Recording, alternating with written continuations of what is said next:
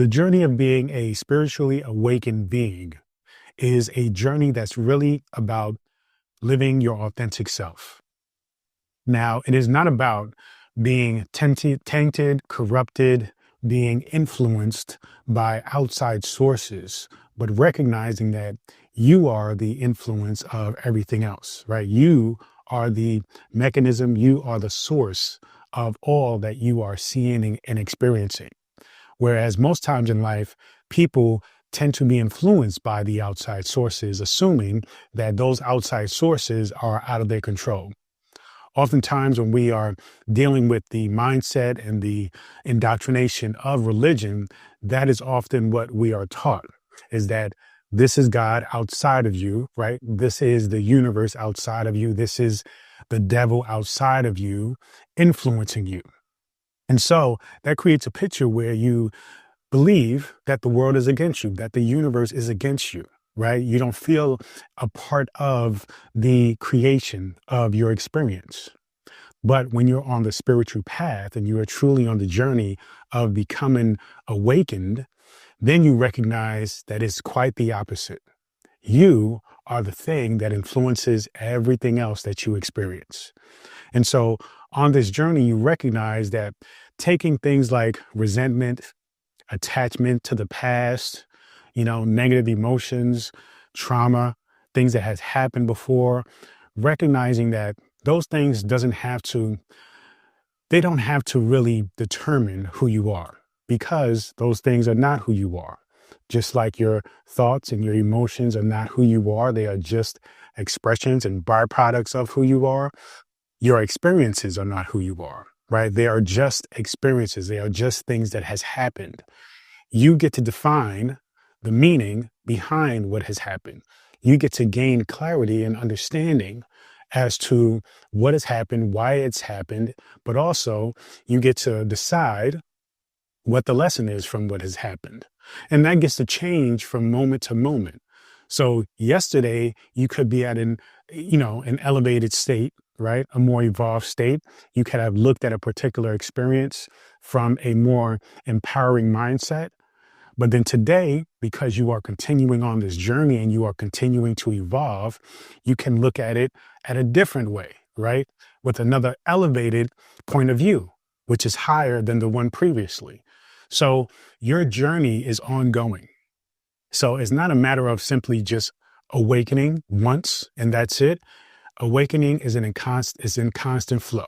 It's constantly and continuously happening. It's a continuism of your ability to access that infinite potential, that infinite power that is within you.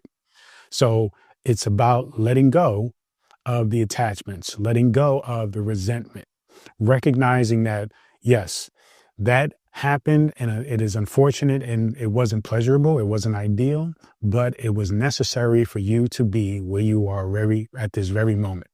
You see, so when you understand the significance of looking at the past, not as a way of holding you back, but as a beacon, a lesson toward understanding who you are now, right?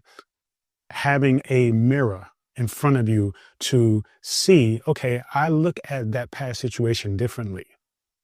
Therefore, I can truly assess where you are right now, because you understand, you can see things differently than the way you have before.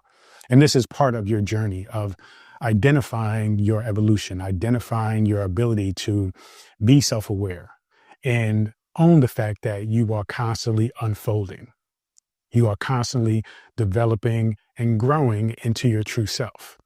You see, so as you go on this journey, understand a very important thing as well with living authentically and being a truly spiritual being is that you have to look at life from a standpoint almost as a child. You must question everything like a child questions everything.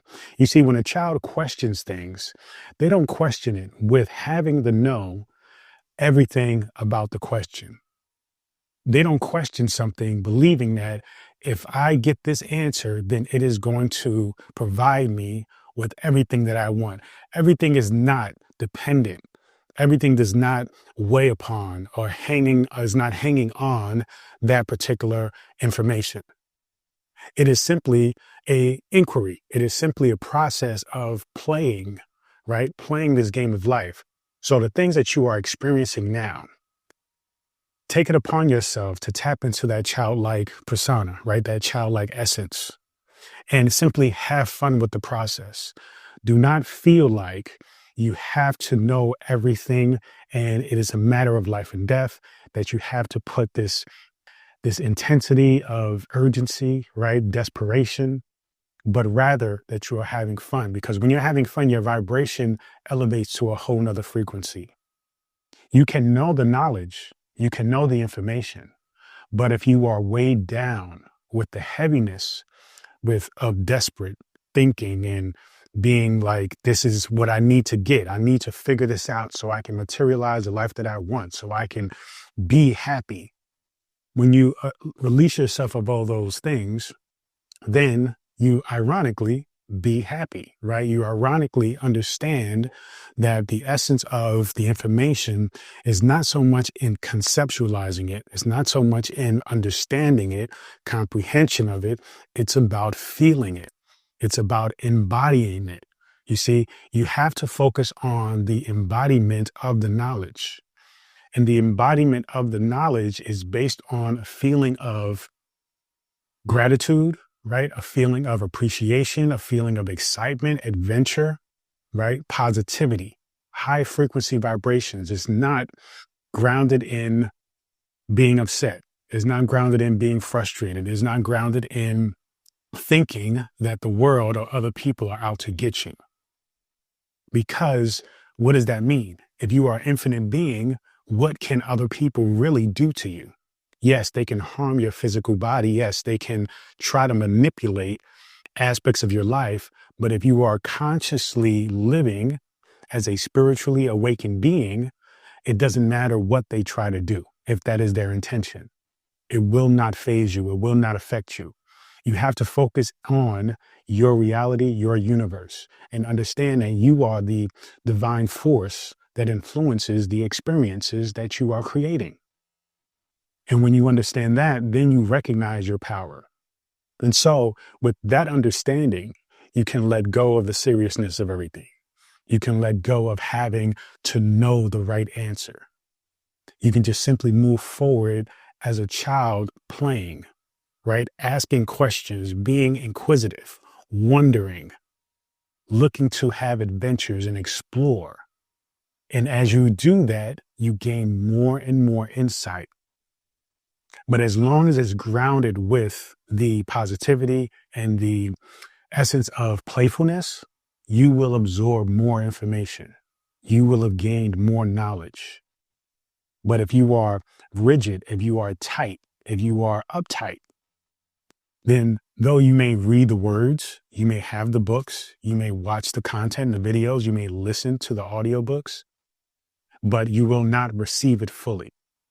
This is why when you read a book, right, and many people will read a book once, if that, but the more you read a book, the more times you read a book, you will find that you will discover different things within that book that you just did not see previously. Why is that? Because your level of consciousness, your vibration, your frequency was just not ready to align with that knowledge, with that information. Just like you were at a point where religion was where you were and what you needed. But as you evolved and continue to grow and tap into consciousness and begin to awaken, then you started to be curious and wander out of the box of religion into the realm of spirituality, right? Which is infinite. And you are guided by this desire to actually experience things that is special, that resonates and that is unique to you. And then you start to take full responsibility over your role, you see? So the important thing is to recognize that the idea of wanting to have all the answers is an idea that is grounded in the ego, right? It is grounded in wanting to be able to separate yourself from other people, wanting to be able to put yourself on a pedestal, wanting to be able to tell people they're wrong and you're right. That is also grounded in what has been taught from religion. This religion is right. That religion is wrong, right? We're going to heaven. Those people are going to hell. Whereas in spirituality, though, we understand that we are all divine beings and we're essentially all going to the same place, which is back to the Creator. And we are depositing and giving our unique perspective to the collective consciousness that is around and within the universe. So your job is not to really think about spirituality, this wisdom, divine knowledge from a place of right and wrong or right or wrong. Okay. What you need to focus on when it comes to your journey is the idea of what is right and wrong for you at the moment. Because what is right and wrong for me will be certainly different for you. And what is right and wrong for you will change from moment to moment as you tap into different levels of consciousness and different frequencies and vibrations. So you have to understand that it is okay to change. That is life. That is the point. Change is the thing that is inevitable. Change is the only thing that remains the same. Everything else, everything you see, everything you experience, all that is in constant change and movement. When it is not changing, that means it is dead. That means that it no longer is provided with the force of life. You see? And then you get into the understanding of perfection and imperfection, right? Many of us are struggling to move forward in our spiritual journey because we are looking for perfection. We are looking for something that fits perfectly. And because life is constantly changing, because the universe is constantly changing, really, there is no perfection. There is no one way, right? There is no perfect way of being, perfect thing to believe in, perfect concept, because you are constantly evolving. It is only about the experiences. So when you allow yourself to embrace the change, recognizing that nothing is perfect, meaning that it doesn't remain the same, then you understand that it is all perfect. Just like going back to the concept of recognizing that there is no good or bad, right? Good and bad, that good and bad are essentially the same essence. They are just two simple opposites. There are two sides of the spectrum of the same essence. They are not different. They are not opposite. They are the same, but just two sides of it. You see, it's like a coin. Heads and tails, right? Good, bad, up, down, right? They are just simply sides of the same essence, the same item, the same element. And so when you understand that, then you recognize that, hey, okay, movement, right, is a part of the essence of what is truly perfect. Just like having to recognize your emotions, recognize the concepts of what is good and what is bad. That is constantly changing, right? That is constantly in motion depending on where you are. So again, it goes back to you being the key element of what is and you defining what is at this moment. So being present in the moment is absolutely imperative. When you keep holding on to the past, then you fail to embrace the present moment.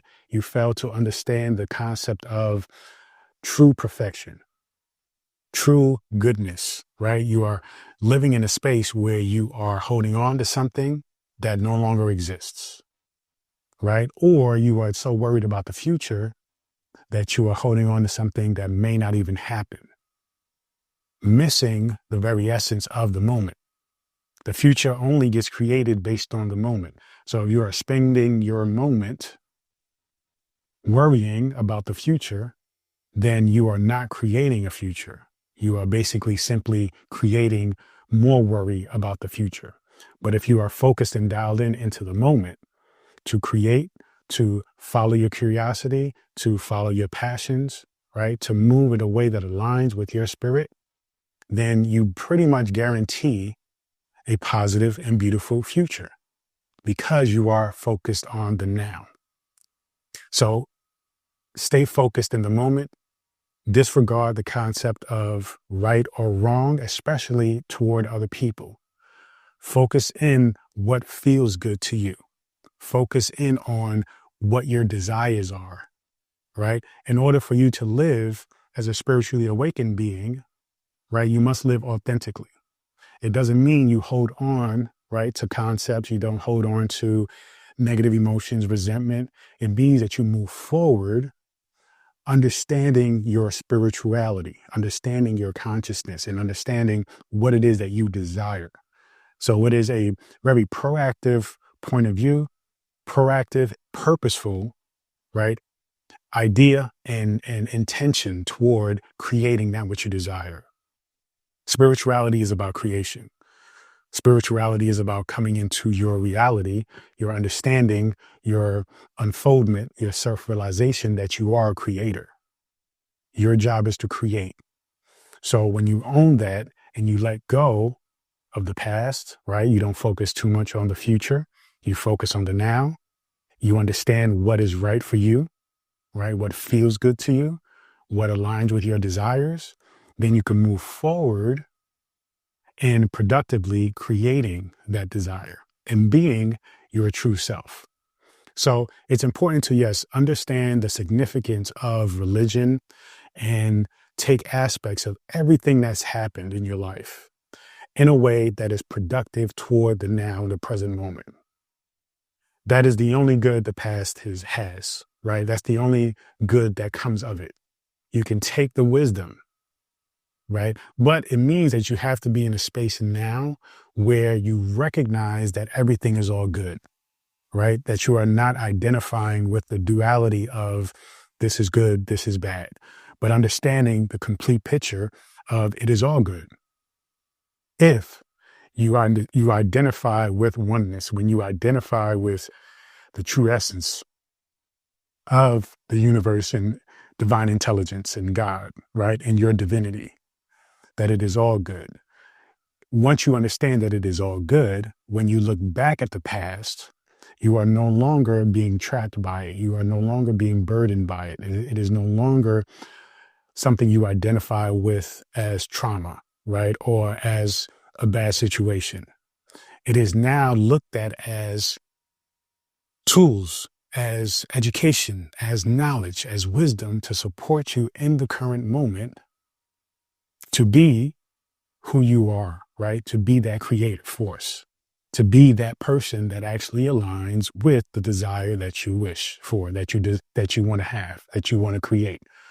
So your job is to understand the importance of letting go of the past, being present in the moment, understanding if you are going to reference the past, reference it in a way that supports your present moment, supports your present moment, doesn't hinder you. It doesn't stop you. It just tells you that you are the person that is meant for that which you desire. And so you must embrace your journey. You must embrace your journey as, divine unfolding is happening, and you must move forward with a sense of clarity, a sense of curiosity, right? A sense of peace, and of course, a sense of purpose, because that's what this is all about. So when you understand that this journey is about understanding and finding purpose, then you move with purpose, right? You make decisions with purpose, with a clarity that this is the trajectory, this is the direction that you are deciding, that you feel in your consciousness, in your gut, that's sending you toward to create. Okay. And that allows for peace. Okay. So be curious. Allow for your curiosity to lead you a little bit. Don't fear it because there is nothing to fear. Remember, you are an infinite being. As long as what you are doing is led with curiosity, led with consciousness, right? Led from a place of love towards yourself, love towards other people, right? And you are having fun, you are tapping into that childlike, persona, then you will enjoy the process and that will lead you along the path of truly recognizing who you really are. So understand it's important to encapsulate all these things and transition from the mindset of being structured and stuck in religion and being free to live your life and be who you most authentically are, right? For the moment and every moment thereafter. So continue to move forward, continue to love yourself, be free, right? Follow your curiosity, be clear, and live your life on purpose. The spiritual journey is definitely not for the weak. When we are going on this journey, we have to understand and expect to various degrees that there are going to be some challenges. For many of us, we are starting or going on this journey from the standpoint of religious beliefs and dogma and doctrination.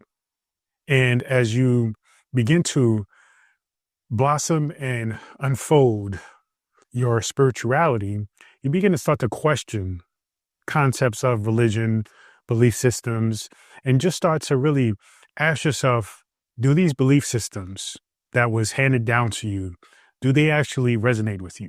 Do they make sense to you? Do you actually believe them? Do you actually know them to be something that will manifest and materialize fulfillment, joy, purpose for you? And if you're coming to an understanding that it's just not making sense, understand that that is quite okay.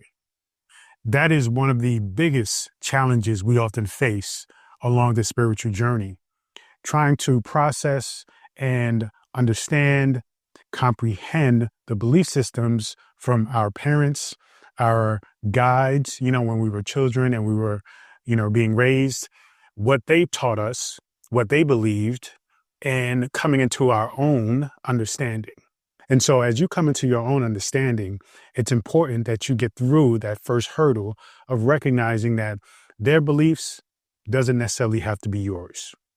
And transitioning from a religious belief system, being religious, to identifying and understanding spirituality and being spiritual is going to simply represent the beginning of the challenges that are to come. Because what I want you to understand is that being spiritual doesn't mean that things are easy. Not to say that things should be difficult, but it just simply represents the fact that you're going to go through some areas in your life. You're going to go through some challenges that are going to really not necessarily fight you or prevent you from reaching your highest potential and living the life that you want, but in fact is going to push you, is going to inspire, is going to help you to break down the false belief systems, the negative paradigms that has been holding you back. And so that process is what appears to be challenging for many of us. But when you get over those humps, you recognize that it was necessary for you to go through those quote unquote challenges in order for you to tap into true self-realization. So when you get into spirituality, you understand, okay, this is not for the weak-hearted. This is not for the passive. This is not for somebody who just simply wants to, believe something, let it go, and not have any responsibility, any sense of accountability, any sense of ownership, but simply just wants to be told what to do and can go with that, right? That's not the path of the spiritual person. The spiritual person is actually the one who is going deep within themselves, questioning everything that has been told to them and coming into a knowing as to what exactly you believe, what exactly you know to be true, how you actually create this universe, this reality that you are being a part of, participating in. You see, spirituality is a rite of passage, and it is a solo journey. You could only take this journey by yourself. And that for many of us is the most difficult aspect of it, right? Because you recognize that your spirituality, though, can have some common threads and you can share common belief systems and ideas with people. You can only take the journey, right, that is unique for you, right, to you by yourself. And though we may experience moments along the journey, along the path where we interact, where we cross paths with others, where we even seem and appear to be on a parallel trajectory with another person, right? But eventually over time, you may deviate, right? You may go a different direction. They may go a different direction. But this is really to say that this is all on you, right? And because spirituality is such a solo journey, you recognize that the responsibility, the tasks, the things you need to do, right? You have to be 100% responsible about those things. And if you're not, then you begin to, you know, impede, you begin to slow down, you begin to even stagnate the process of fulfillment, of joy, right? Of materializing and manifesting things, of aligning yourself with your true purpose. So there is a sense of, pros and cons of the causality, right? And the understanding that, hey, okay, there is something I have to give or give up in order to gain access to this wisdom, in order for me to gain understanding as to my purpose. And that thing you have to give up is comfort. You have to give up being lazy. You have to give up being told what to do and literally focus in on what you know within yourself that resonates with you and do it. You see, because being told is a part of it, right? It's an element of learning, right? We have teachers, we have spiritual teachers, we have educators who have gone through the process, who understand universal laws and how things work. But even when you are told what to do and given instructions, you have to understand that, first off, you have to follow those instructions. But more importantly, you have to implement the key ingredient to those instructions, right? You have to implement the thing that's going to make those instructions materialize in a very unique and special way. And that thing is you. You see, I can give you all the instructions. I can give you all the blueprints and all the guidance and all the techniques. But you are the only one that can implement you into applying those things, which makes all those things turn out to be and create different results, right? Based on that unique ingredient, which is you. You see, because the techniques that I apply, that I teach you, I apply them and I, do them myself. They are going to create results based on who I am. And as you apply these techniques, they are going to create results based on who you are. And as you get the results and you start to see how they work and how they materialize, then you learn to fine tune, adjust, right? Change the ratio of things, ratio of thought and emotions versus action, right? And then therefore you begin to master and come to a mastery level of what it takes to actually dial in to your spirituality and your spiritual path. You see, so understand that the path of spirituality is not for the weak. It is something that you have to recognize within yourself. Takes a lot of courage and a lot of strength. But for people on the other hand, on the other spectrum, who are identifying with religion and religious doctrines, right? Again, there is nothing wrong with that because that is part of their journey, just like it was part of your journey. But those people are just not at a space where they have the faith in themselves to take this solo journey. You see, they're in a space now where they have to be told what they need to do. You see, they have to be given instructions and told exactly in this book, this is what we do, right? If you go to this church, this is what you do. Even to the point of they give so much responsibility and accountability away that they have something to blame when things don't go right. They have an entity, the devil, Satan, right? If you're a Muslim, where they identify with, okay, this entity is responsible for me not living up to my highest potential, me making mistakes, right? Me doing something that I knew I shouldn't have done. So you have to recognize that, again, with the path of spirituality, there is none of that.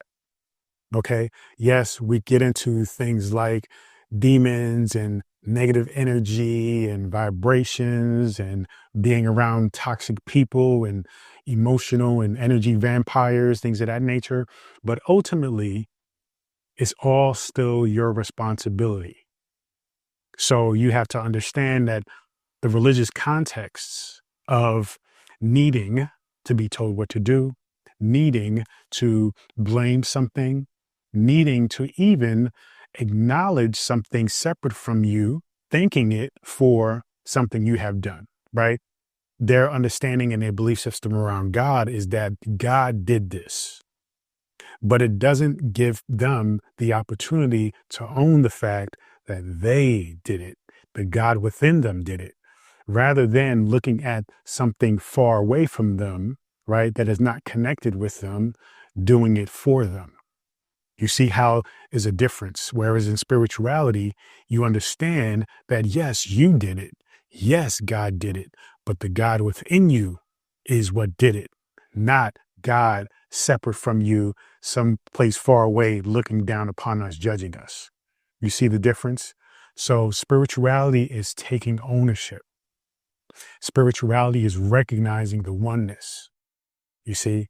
And so even when we think in terms of religion, remember that, it's about their need also to be in a community, right? To be together. Because when you're a child, when you're doing something new for the first time and you're not quite sure about it, you're not confident about it, you're not ready to explore and experience it in an authentic, unique way from your own point of view, you have to do things in a group, right? That is what religion is. It establishes a community, a group, a mass of people that can come together and begin this journey together. The problem is they stay there because they're told this is the only way. But in fact, eventually, just like you are understanding that, okay, there is more. My consciousness is leading me to something else. My consciousness is telling me that there is more to explore. There is more to experience. And so with that, you take this solo journey of understanding, right? The universe, your connection, your oneness with that universe, and understanding your power, right? Now with religion, it teaches you that Jesus is the way, right? Jesus, by the way of Jesus, right? Through Jesus, will you tap into heaven? Will you reach heaven? But when you get into the spiritual aspects of Jesus and what Jesus represents, Jesus isn't the way, Jesus is a way. Jesus is an example of a way of understanding and tapping into your divinity.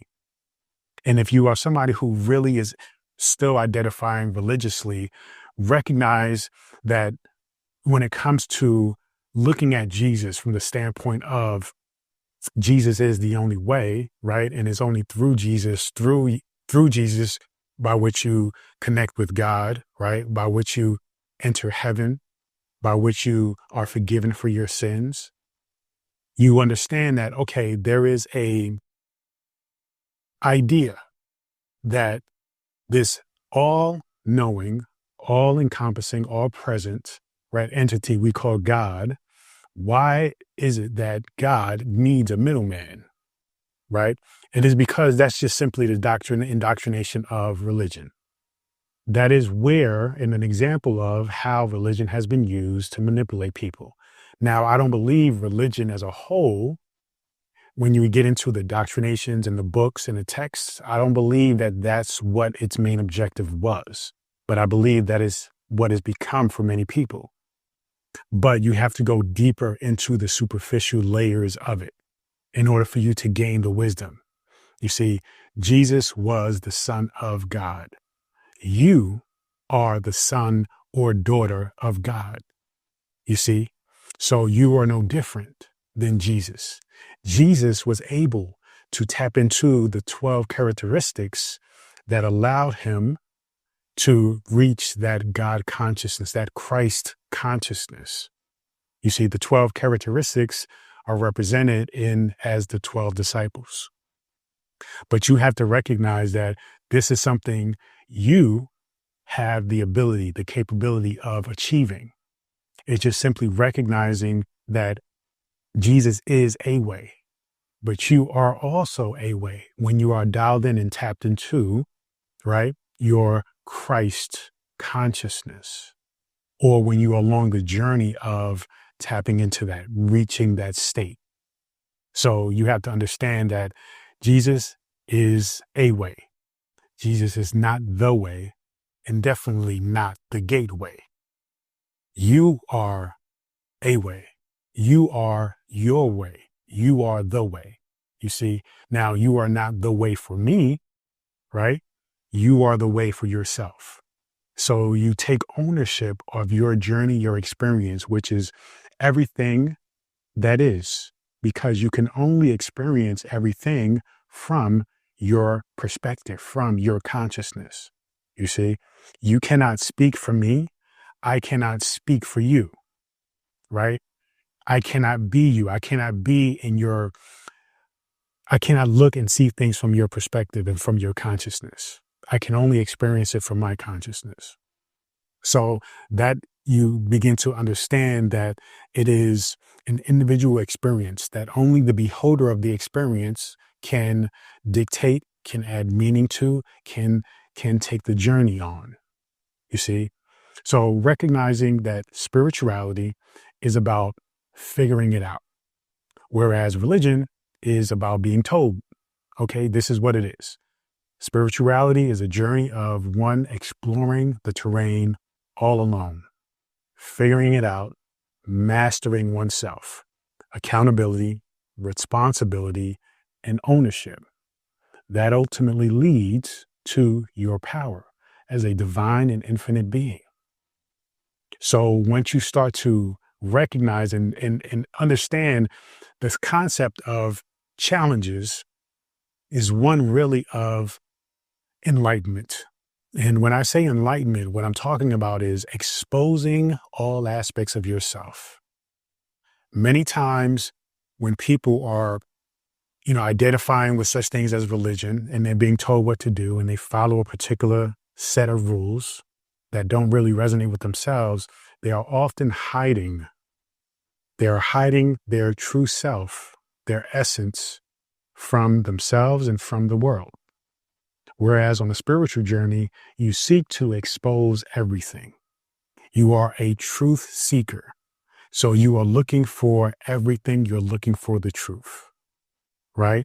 You're looking for all the knowledge available to you that is you.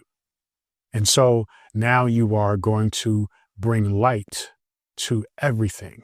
There is no darkness. You see, in religion, there is darkness because they are really focusing on the polarity, the contrast of the universe, right? Good and evil, right? Light and dark. And so they feed into that, but they take it so literal that you are almost forced and programmed to think, okay, there are these two forces constantly fighting. But really in spirituality, those two forces are part of the same essence. They are one. They cannot be separated. You see, in religion, we talk about, God and the devil are against one another, right? Good and evil, battling one another always until Armageddon, till the second coming, right? But then at some point, apparently, God wins the battle, right? Destroy Satan. When we think about this, it's really interesting because you have to understand that, one, God created the devil, right? If you're going through religious belief systems. So if God, pure essence, the universe, the Almighty has created the devil, then already God has the upper hand, right? God is the creator of that. So therefore, how can it be that there's this battle going on? But more importantly, on a spiritual level, what we're talking about is a spectrum of relationship, okay? And relating one opposite or one aspect and its other side, the other spectrum, okay? Yes, we're talking about light and dark. We're also talking about up and down. We're also talking about cold and hot. We can also talk about the sun, the moon, right? So it's really about understanding that one of those things cannot exist without the other. So we need them both. Religion has created this idea that we don't need them both and that they are completely separate. Now, that is an imbalance. But when you recognize that there is and can't be avoided, there's a balance of the universe. When you look around, you will see that balance. When you observe, you will see that balance. So with that, you start to understand that there really isn't bad. There really isn't evil. Okay, there is misguided, there is mismanaged, right? There is imbalance, but there isn't pure evil, right? Pure bad, pure darkness. There must be some light there. When we look at symbols like the yin and yang, one side is white with a black dot, the other side is black with a white dot. That represents balance. That represents the true essence of the universe. Even within all of the darkness, there is light. Even within all of the light, there is some darkness. They cannot exist without the other. The universe will cease to exist if that was the case, right? You will not understand happiness without understanding sadness, right? You cannot understand love without understanding hate or experiencing hate. So you must recognize that one needs the other. Both of them are good, especially when we come from an individual perspective, because my idea of, say, beauty is going to be different from your idea of beauty. You see? So now again, we get into the individual, right? The individual journey, the individual understandings, the individual perspective. My idea of love may be different from your idea of love. In fact, I'm sure it is in various nuances and degrees. But anytime you ask two people what something is, right, you may have a general idea of the same understanding, but ultimately, though, there's going to be some changes and differences and nuances that you have to acknowledge. And when you're on the spiritual journey, you welcome and embrace those nuances, because those nuances is what makes your journey special, what makes it you. And that is where the power comes in, because you understand that though, yes, we share this fundamental universe, you are creating your own universe within that fundamental grand universe. I am creating my own universe within that grand fundamental universe. You are creating, we are exchanging, and we are creating our own universe at the same time simultaneously. So with the spiritual journey, you are enlightening all aspects of yourself, recognizing that there is no good or bad, right? Or good and bad. Essentially, it is all good because it is. Existence in itself is a representation of love that the Creator has bestowed upon us to experience, to have, to go through this understanding, to go through this journey of spirituality and self-realization, to rediscover who you truly are. That is what this is all about. So continue to take the walk. Continue to leave behind restrictive and, negative and limited belief systems. Allow yourself to be who you truly are, which is an infinite, limitless being. And follow your own consciousness, your own intuition, use your emotions in a way that allows you to create and be guided toward that which you desire, right? And even the emotions that you feel are heavy and negative and don't align with who you are, understand again, just like there is no such thing as good and evil when we think about the totality and the big picture of the universe. When you are on another level, you understand that even emotions in general are good. It all depends on how you use them, how you see them, your understandings of them. So in the beginning, you're going to focus on the positive emotions.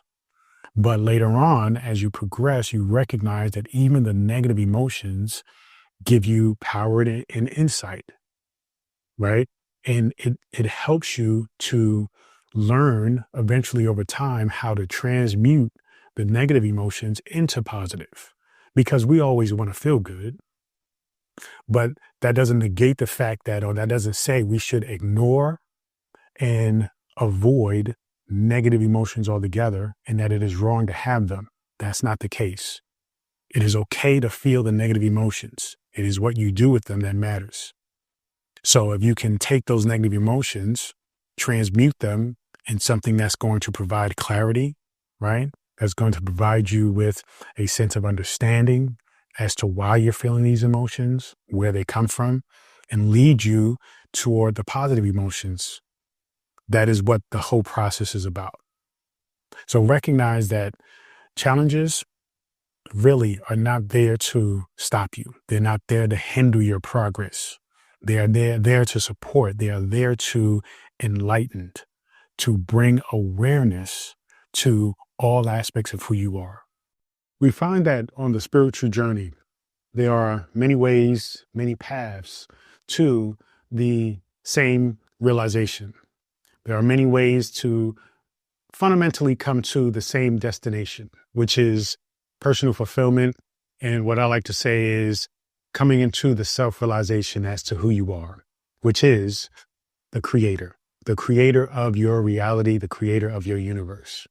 Now, as we think about these infinite paths toward this one and ultimate destination, this is not about recognizing that, hey, you can take the path of religion or you can take the path of atheism or spirituality. This is really about recognizing that the path is the path of following your own consciousness, the path of following your own authentic self, really following your intuition, following your mind, and essentially coming into your own understanding. And so as we go down this journey of spirituality, as you go down this journey of spirituality, it's important to acknowledge the most important element, the most important aspect of that journey, which is you. It isn't about so much the ways, the theories, the methodologies, the ideologies. It isn't so much about that. It is more about you than it can be about any of those things. But it's important when you identify that as the focal point that you gather and use different tools, different ways for you to actually come to your own understanding, ways and techniques that resonate with who you are. You see, again, even when we talk about techniques, even when we talk about theories, concepts, methods, the most important element, the most important essence of all of that is you. So you have to understand that you are the key to all of it. It isn't about you figuring out the right method, right? You figuring out what is the right idea, right? What's the right book? What's the right teacher to follow? You must understand that the most important thing is you. And so as you go down this understanding of, okay, how do you sit with religion versus spirituality? How do you understand faith, belief versus knowing, right? It's really imperative that you recognize that there is a need right? An imperative need to actually trust in yourself, trust in consciousness, trust in the fact that this isn't really about you figuring it out. This is about simply remembering that you have already figured it out. This is about coming into, again, the realization that you are already that, not becoming that. This isn't about becoming the best version of yourself or trying to be, right, somebody or something else, right? This is about being yourself, being your true self, and peeling away, knocking down the walls, the limiting belief systems, the unproductive paradigms that is essentially preventing you from living your truest essence. And so as we begin talking about things like faith, things like understanding the difference between blind faith, which is usually what we are taught with religion, right? And how we are taught that God is separate out there above us, looking down upon us, rather than understanding the true essence of knowing, right? Which is really based on experimentation, right? Trying things out, applying things, doing things, and most importantly, understanding what resonates with you. You see, because that is the true essence of spirituality. That is the true essence of what, when people have created religion, they were looking to possibly create a guidebook. But now that has become something that is so structured and so stuck, right? So stagnant that people within the religion or in those communities, they have a hard time with the idea of exploring, right? Of expanding that framework. They are so stuck in their box that the idea of something outside of the box may be deemed evil, may be deemed demonic, right? Satanism. So you have to understand, though, that the path of spirituality is one of truly connecting with yourself, the divinity within you, and understand that it's going to take you experimenting with different things, playing around with different things, really asking yourself what resonates with you, what doesn't. And so what we're going to do here today is really get into techniques, get into ways that you can really utilize the tools available to you to help you come into this understanding. And many of these you've heard of before, but the final one is something that is so practical, something that we take for granted every single moment, every single day.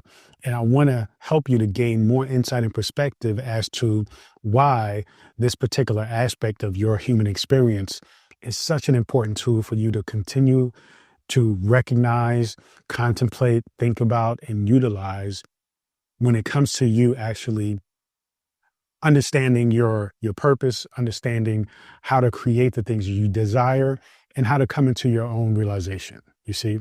So the first few things you know of, right? Meditation, big, big tool, something that we all can understand, identify. And if you don't understand it, meditation is essentially the concept, the practice of being still, sitting in a quiet, comfortable place, right? Quiet, comfortable position, being in a space where you're not distracted by noise, by chaos, by the kids, by the sounds in the street and all those things. And you just really, really allowing yourself to be you, right? And just be.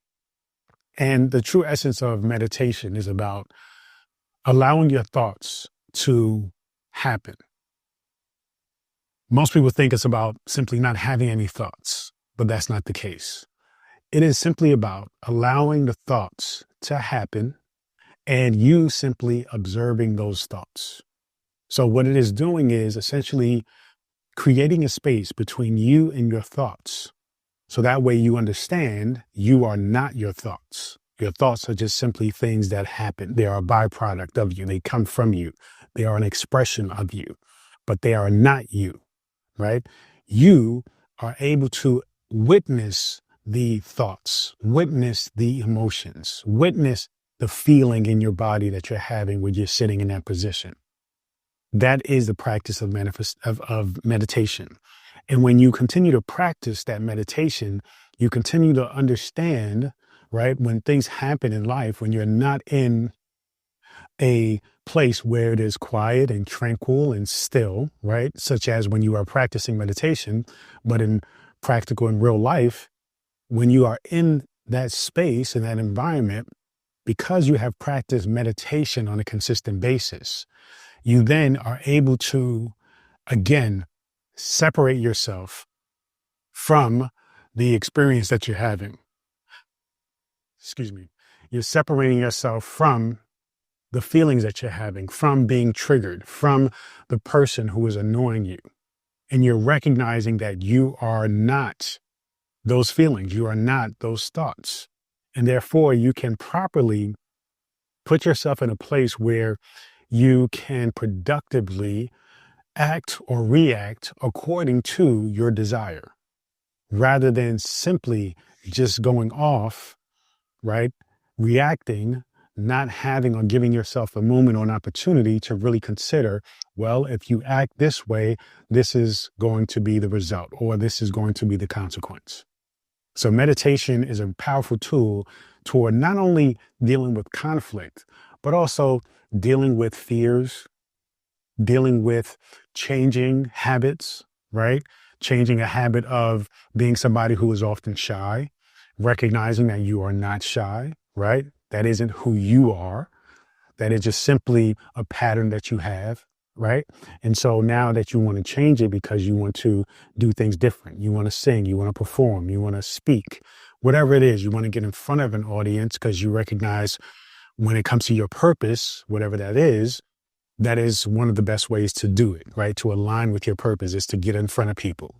And so now instead of identifying as shy, you recognize that is not who you are. That is just, an experience you've been consistently having, a habit or program. And with meditation, it allows you to break free of the identification of being that person and understand that, hey, the person I am is really the person who fulfills this purpose. And if I am to fulfill this purpose, then most certainly I can get in front of people and talk. So you begin to gain strength and confidence, and you begin to empower yourself when you practice something like meditation. The next thing, which I call like a sibling of meditation, is mindfulness. Mindfulness to me is the same thing as meditation, but with mindfulness, you are actually practicing it out there in the world. You're not isolated to a room, to a quiet, empty space. You are actually in the world, and you are just constantly being mindful, right? Spiritually mindful about what it is that's happening for you, right? With you. You're being mindful about how you feel when you walk into the store. You're being mindful about how you feel when you go into your job, right? You're being mindful about how you're interacting with people. Meaning that you understand that there's a certain way, right, that you wish to be, which is really not a wish. I believe that that is who you truly are. And so you are aligning yourself with the true essence of who you are.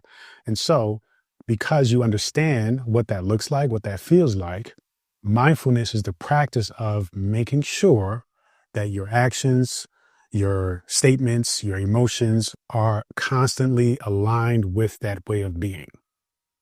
Now, it isn't, it's a practice, so don't expect to be perfect every way, right? In every moment.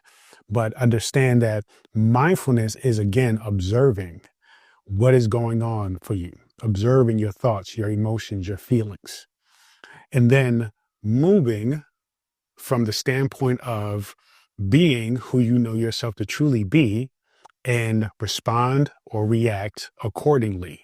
You see? So they're basically the same thing, meditation and mindfulness. Meditation is isolated. You're simply observing your thoughts. There is no judgment there.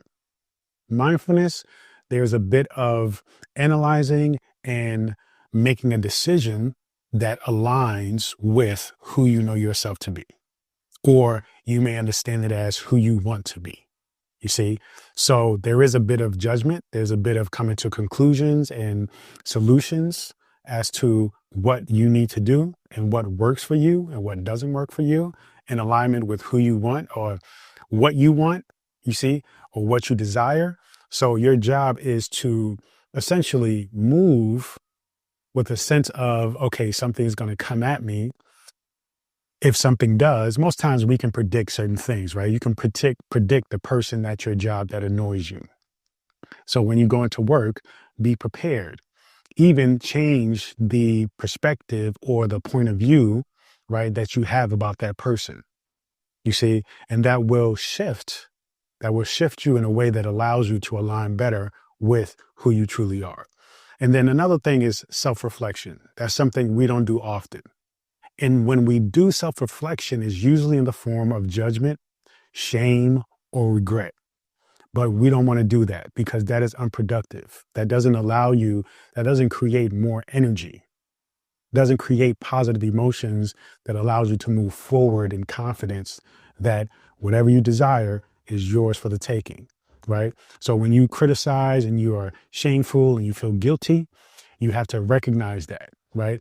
So self-reflection is really simply allowing yourself to think back.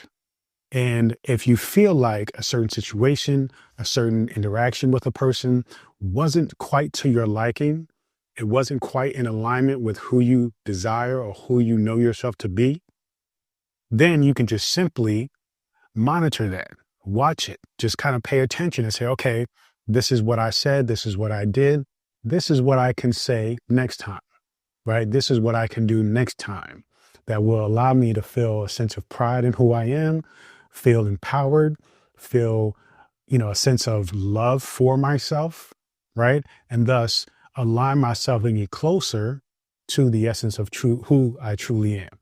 You see? So that is very important. Now, the final thing, emotions. Emotions is the thing that you must not take for granted.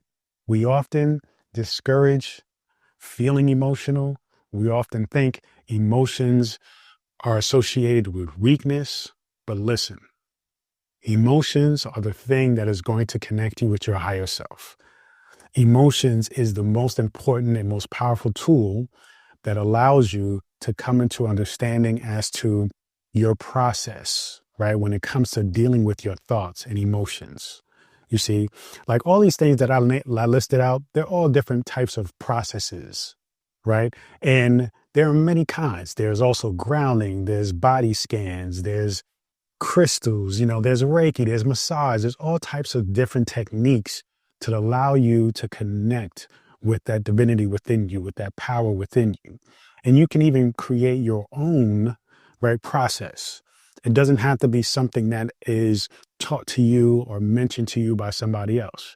It can just simply be something you recognize that allows you to tap into a peace, to tap into feeling fulfilled and joyful. So whatever that is, identify it, make sure that you are the one that is solely responsible for it happening, for you doing it, that is not reliant on somebody else or something else, but you can simply do it whenever you feel like doing it or whenever you need to do it. That is the most important thing. Again, it comes back to recognizing that you are the key to all of this. And you are the single most important ingredient, source, item in this whole entire journey. So you have to be the focal point as to utilizing any tools or doing anything in order for you to get to the place and the destination that you desire, right? So processes can be anything, but using your emotions when you are discovering, figuring out processes, right? Figuring out or practicing these tools is very important. Emotions to me represent energy, right? In motion that is stirring up within us. Depending on the energy, right? It will create certain kinds of motion within us. The motions can look like negative emotions, right? It can look like anger, frustration, sadness, depression. It can look like positive, right? Energy, like happiness, joy, excitement. Now, the thing about these emotions is that what I want you to understand, and this is the final thing that I mentioned before, is the key with using your emotions is recognizing that your emotions are, in fact, a compass. The compass, like any other compass, is set to point to a particular direction, to point to a particular thing, right? Now, just like any other regular compass that we use in nature, the compass is always pointing north, right? That's the direction the compass is always pointing. Now, in a compass, there are four directions, right? They can be looked at as more, but generally there are four directions: north, south, east, and west. And so, depending on where you are, depending on where you're going or desire to go, you use that compass to direct you, to point you and know which direction you need to go. Your emotions are the same way. In fact, your emotions are way more simple because instead of there being north, south, and east and west, there are only essentially two directions: positive emotions and negative emotions. Those are your directions, right? Those are the directions in your personal internal compass. And so, what is it pointing you to? Your negative emotions are pointing you away from your purpose, from your desires, whereas your positive emotions are pointing you toward that which you are destined for, that which you desire, who you know yourself to be, your purpose. So when you are feeling positive emotions, joy, happiness, excitement, passion, right? Fire, you must understand that that is the direction that you need to go to fulfill your purpose, to be fulfilled, to be happy, to be in a place of experiencing true abundance in all areas of your life. But when you are simply allowing the negative emotions to overpower you and to really be the dominant energy in your life, it is taking you further away from the direction of your purpose. So you have to pay attention to your emotional state, whether you are just chilling at home or particularly when you are doing something, right? And when I mean doing something, what I mean is when you are doing something and you are moving with the intention of doing something you love, right? Wanting to figure out what your purpose is, wanting to figure out what it is that you're good at, right? What you're talented at, what you're meant to do here. What is your overall purpose for existing here, right? In order for you to find that out, you have to use your emotional compass. You have to understand the significance of following your joy. When you follow your joy, it will lead you along the path of understanding who you are and manifesting that and materializing that. But if you are constantly in a space where you are identifying or attached to negative emotions, it can even be doubt, it can even be fear, right? Even those emotions are going to pull you, right? They're going to point you a little bit away from your purpose because your positive emotions are in the same frequency as the desire, as the purpose. You see? So it is about connecting frequencies. It is about understanding that this practice of owning your emotions, but not only identifying the emotions, but using the emotions, because these are all tools. Again, I mentioned that these things are not who you are. Your thoughts, your emotions, what you feel in your body, they are not you. They are simply aspects, expressions from you. But when you understand the significance of these things, you see them as tools. You see them as tools, mechanisms for you to actually create and come into understanding as to you being the creator of your universe. So your job is to not identify with your thoughts, emotions, and feelings, but to use them. See them as means by which you can utilize this experience of being a spiritual being in a human body, and thus direct yourself toward that which you are meant to experience. You see, so understand that this is about really honing in the things that we once identified as who we are, right? But letting those things go, breaking those things apart, reassembling a new paradigm and understanding. Okay? You are not your thoughts. You are not your feelings. You are an infinite being. You are pure consciousness. You are pure consciousness who's decided to come here to re-experience awakening, to come into a realization that you are consciousness, that you are a creator, that you are individualized divinity. So take these practices, create your own practices, utilize your emotions, allow it to direct you to your purpose, to your happiness, and to your joy.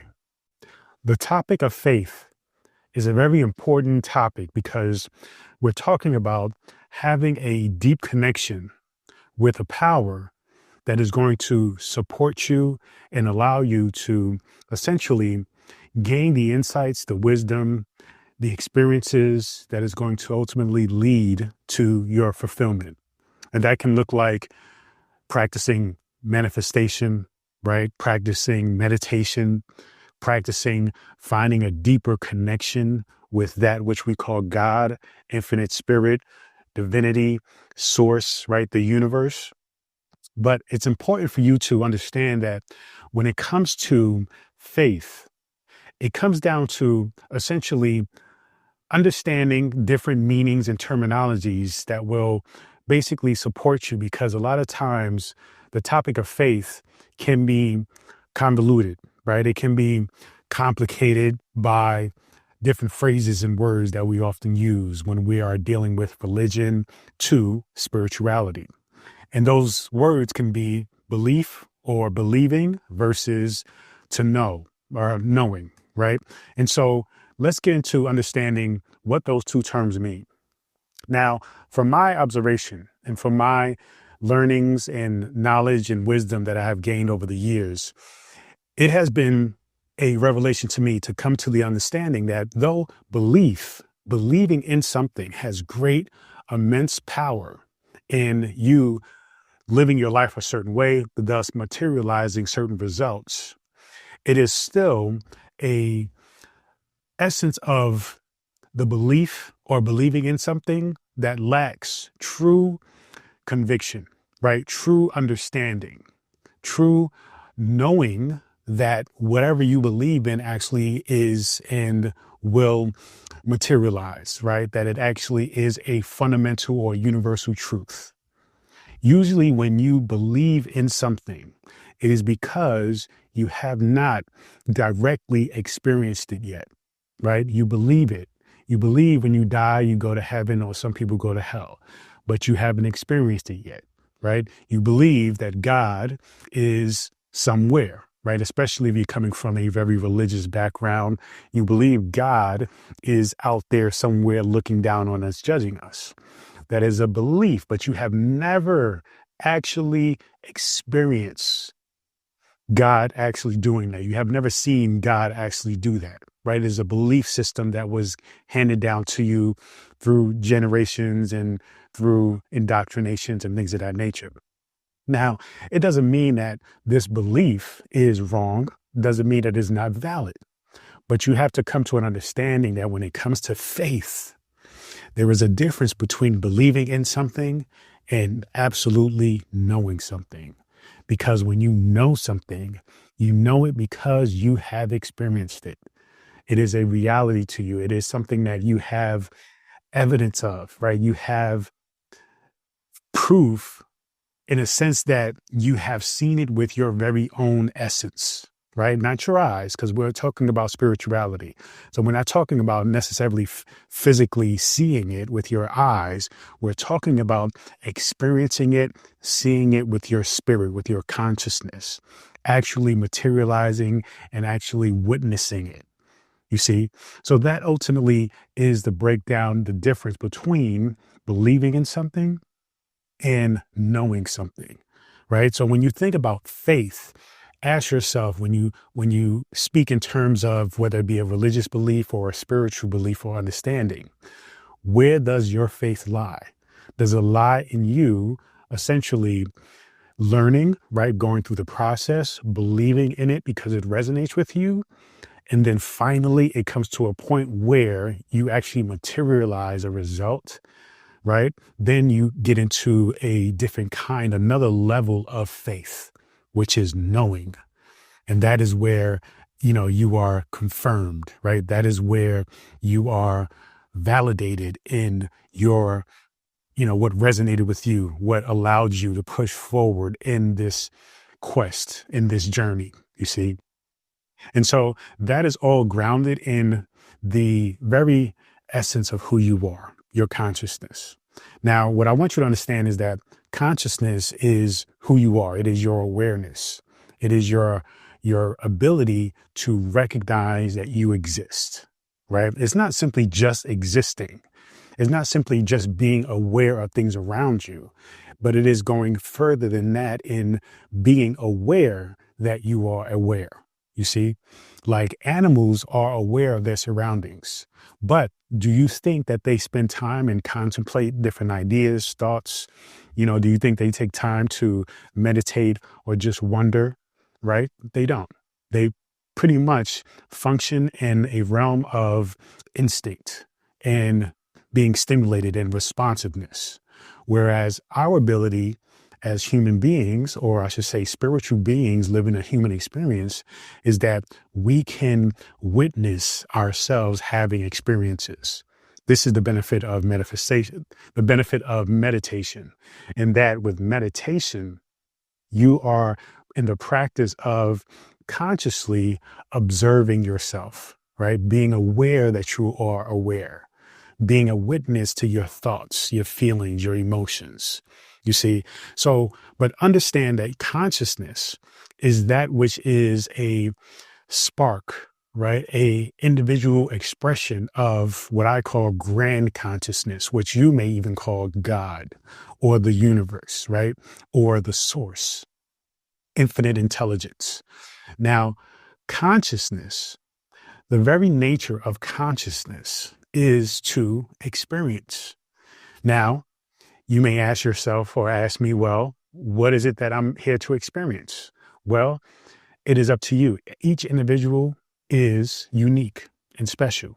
So your desire to have a particular experience is really what the spiritual journey is about. And I'm not talking about going to a particular island or travel the world and, go to a resort. I'm not talking about that kind of experience. Though experiencing the world and cultures and different people is a part of that journey, right? It can be a part of that journey for you, but understanding that it's about the experience of living a fulfilled life, right? Taking this opportunity, this gift that we have called life, and actually living it in alignment with your consciousness, living it in alignment with your, your passions, the things that truly ignite you and allow you to not only be fulfilled, but contribute to the collective consciousness of all of us together having this experience simultaneously. So what I want you to understand that consciousness, it's about creation, right? You are essentially creating an experience, right? You are creating an experience so that you can create more. It is like this very interesting, duality of two things happening at the same time, but they are supporting one another, right? So you create to experience, right? And then that allows you to create more.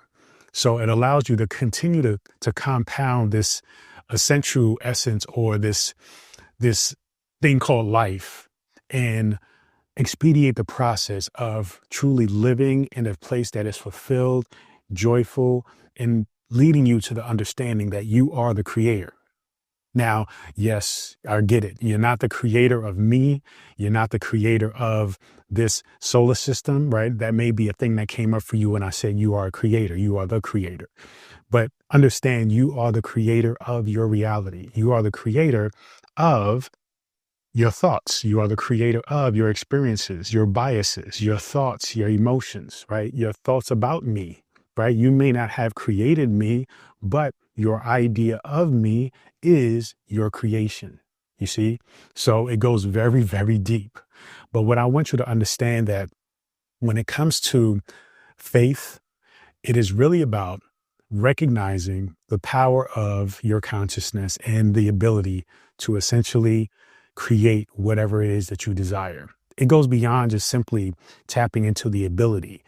It goes to the point of tapping into the understanding, the reality, the truth that you are creating your reality. So you can approach it in different ways. Just like I mentioned before, you can believe in this concept and this understanding and this truth, right? Or you can get to a point where you are in the knowing, right? You can look back in life and think about all the situations that's happened to you, and you can really take time and contemplate and say, okay, well, these situations, usually what most people do is when situations happen, particularly trauma, bad things, we usually tend to want to point the finger, right, at other people. This person did this to me. This happened because this person didn't do this.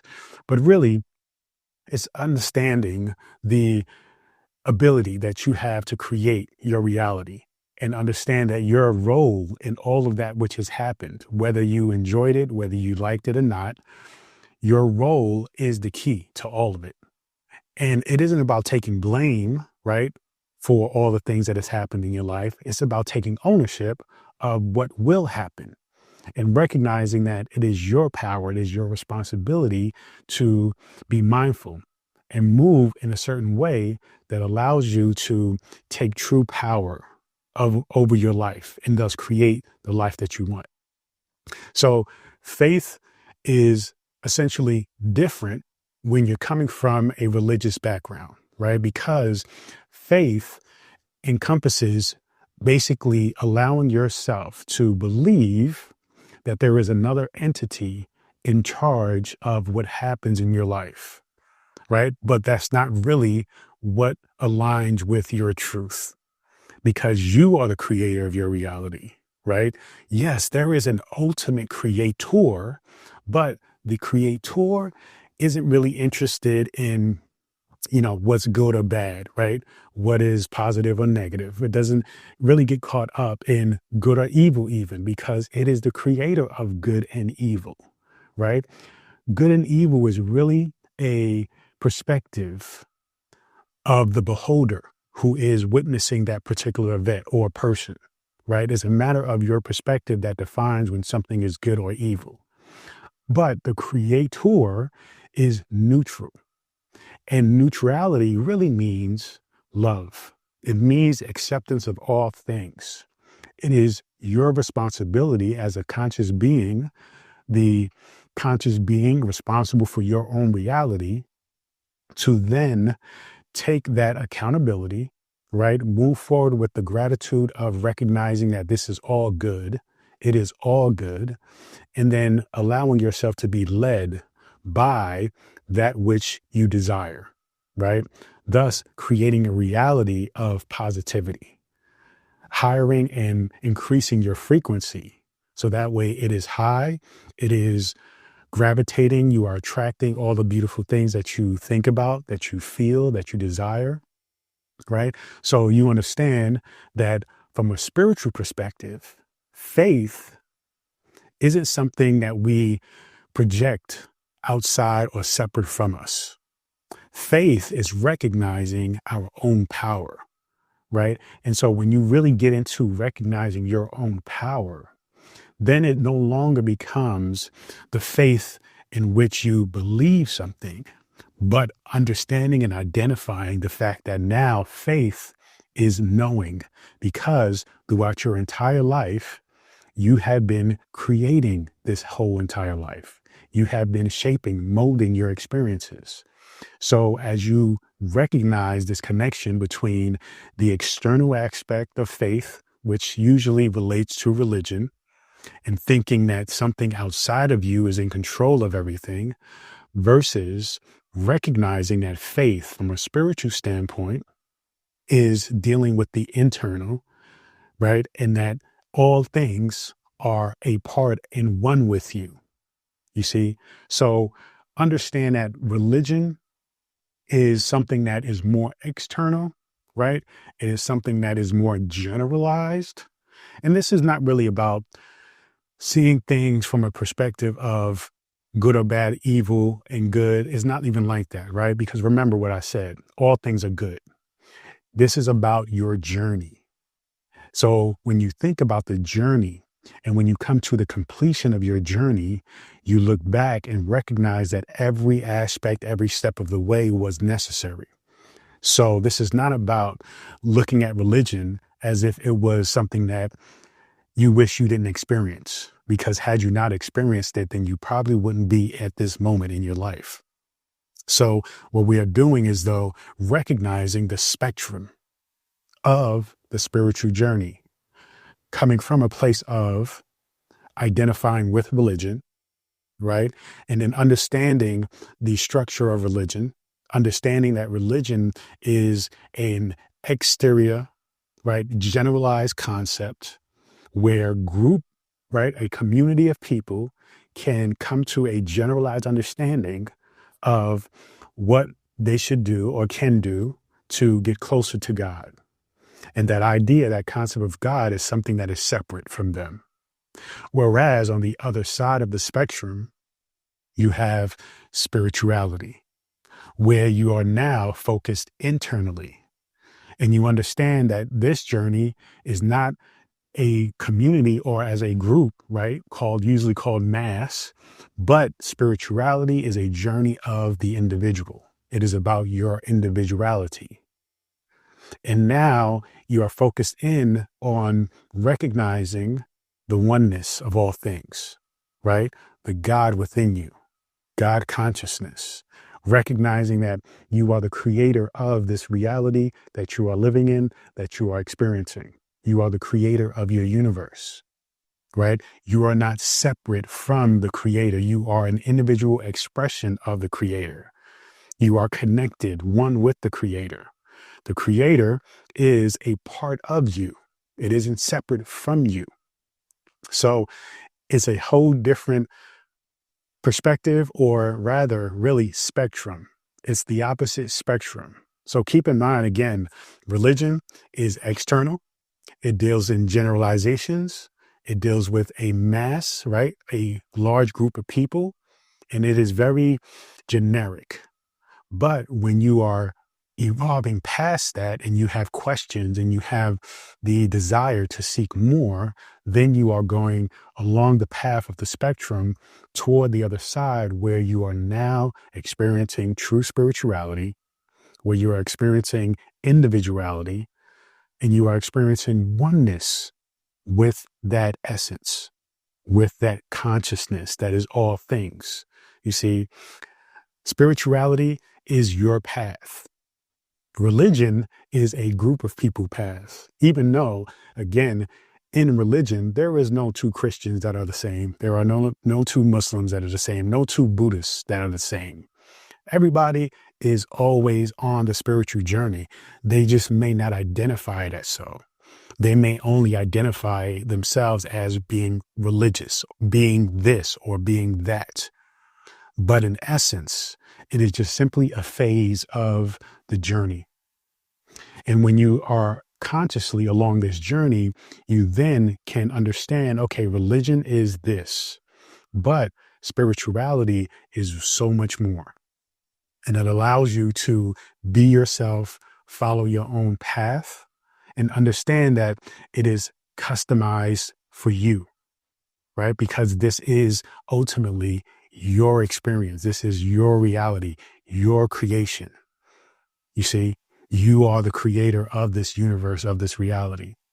So it's important to understand, to trust in that. You see, in religion, we often project out. We often pray to God for things. But on the other side of that, in spirituality, prayer is actually action. Prayer is actually affirmations. What are you thinking? What are your thoughts? What are you doing? Right? Prayer is constantly happening from moment to moment. right? In the present moment. When we are praying from a religious standpoint, we are either praying for forgiveness for something that was done, past, or we are praying for something to happen, future. But we are rarely in the present moment. Whereas spirituality, you are constantly in the present moment. This is why spirituality is so profound and beautiful, because it lets go of the concepts of the past and the future. And it only focuses on the truest essence of time, which is the now. And once you understand that, right, then you project yourself even further along the trajectory of self-fulfillment, happiness, and joy. So it is important, though, with faith, you recognize along the spiritual journey, faith is about the knowing that you are one, that you are divine, that your very essence is connected and one with the source, with the higher power, with all that is. Okay. And then you let go of the concept of this generalization, this cookie cutter thought, concept, theory, theology, that God is something separate from you, and own the fact that God is one with you. If you're somebody who feels like you are evolving when along this spiritual journey that we are all on, it's important to recognize a few concepts or even think about things in ways of really expanding and opening up your mind, because it's imperative that you don't allow yourself to have a closed mind when you are actually going on this conscious spiritual journey.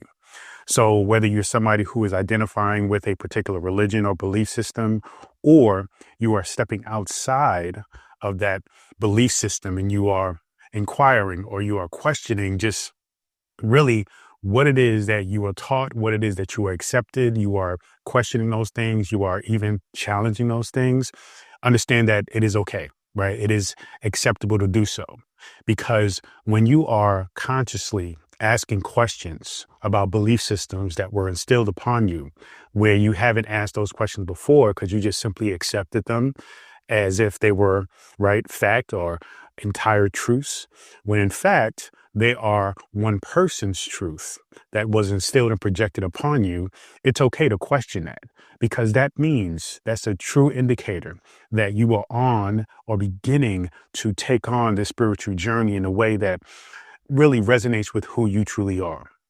It's not just simply a matter of accepting a belief system that somebody gave to you and then being programmed to believe, being programmed to think that the world actually runs this way, right? Functions this way, and that everybody should have this same belief system.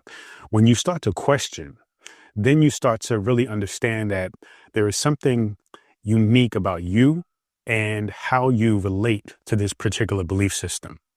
And the questioning doesn't mean that the belief system is false, and it doesn't mean that you necessarily don't resonate with it, but you're at a point where you want to go deeper into the wisdom and the knowledge of that understanding, right? Of that particular belief system, of that religion, of that culture, right? And so now, because you are asking the questions, essentially what's happening is you are being led by consciousness. You are being led by the part of you that is your truest self, your true essence. And that part of you is guiding you. It can be looked at as your intuition, your instinct, your gut feeling, right? You are simply asking questions because you're not quite feeling fulfilled where you are right now along your spiritual journey with this particular belief system. Now, it could mean that you have evolved past that belief system. It could mean that you just simply want to go deeper into that belief system. That's really up to you. And that's really something that you have to decide for yourself.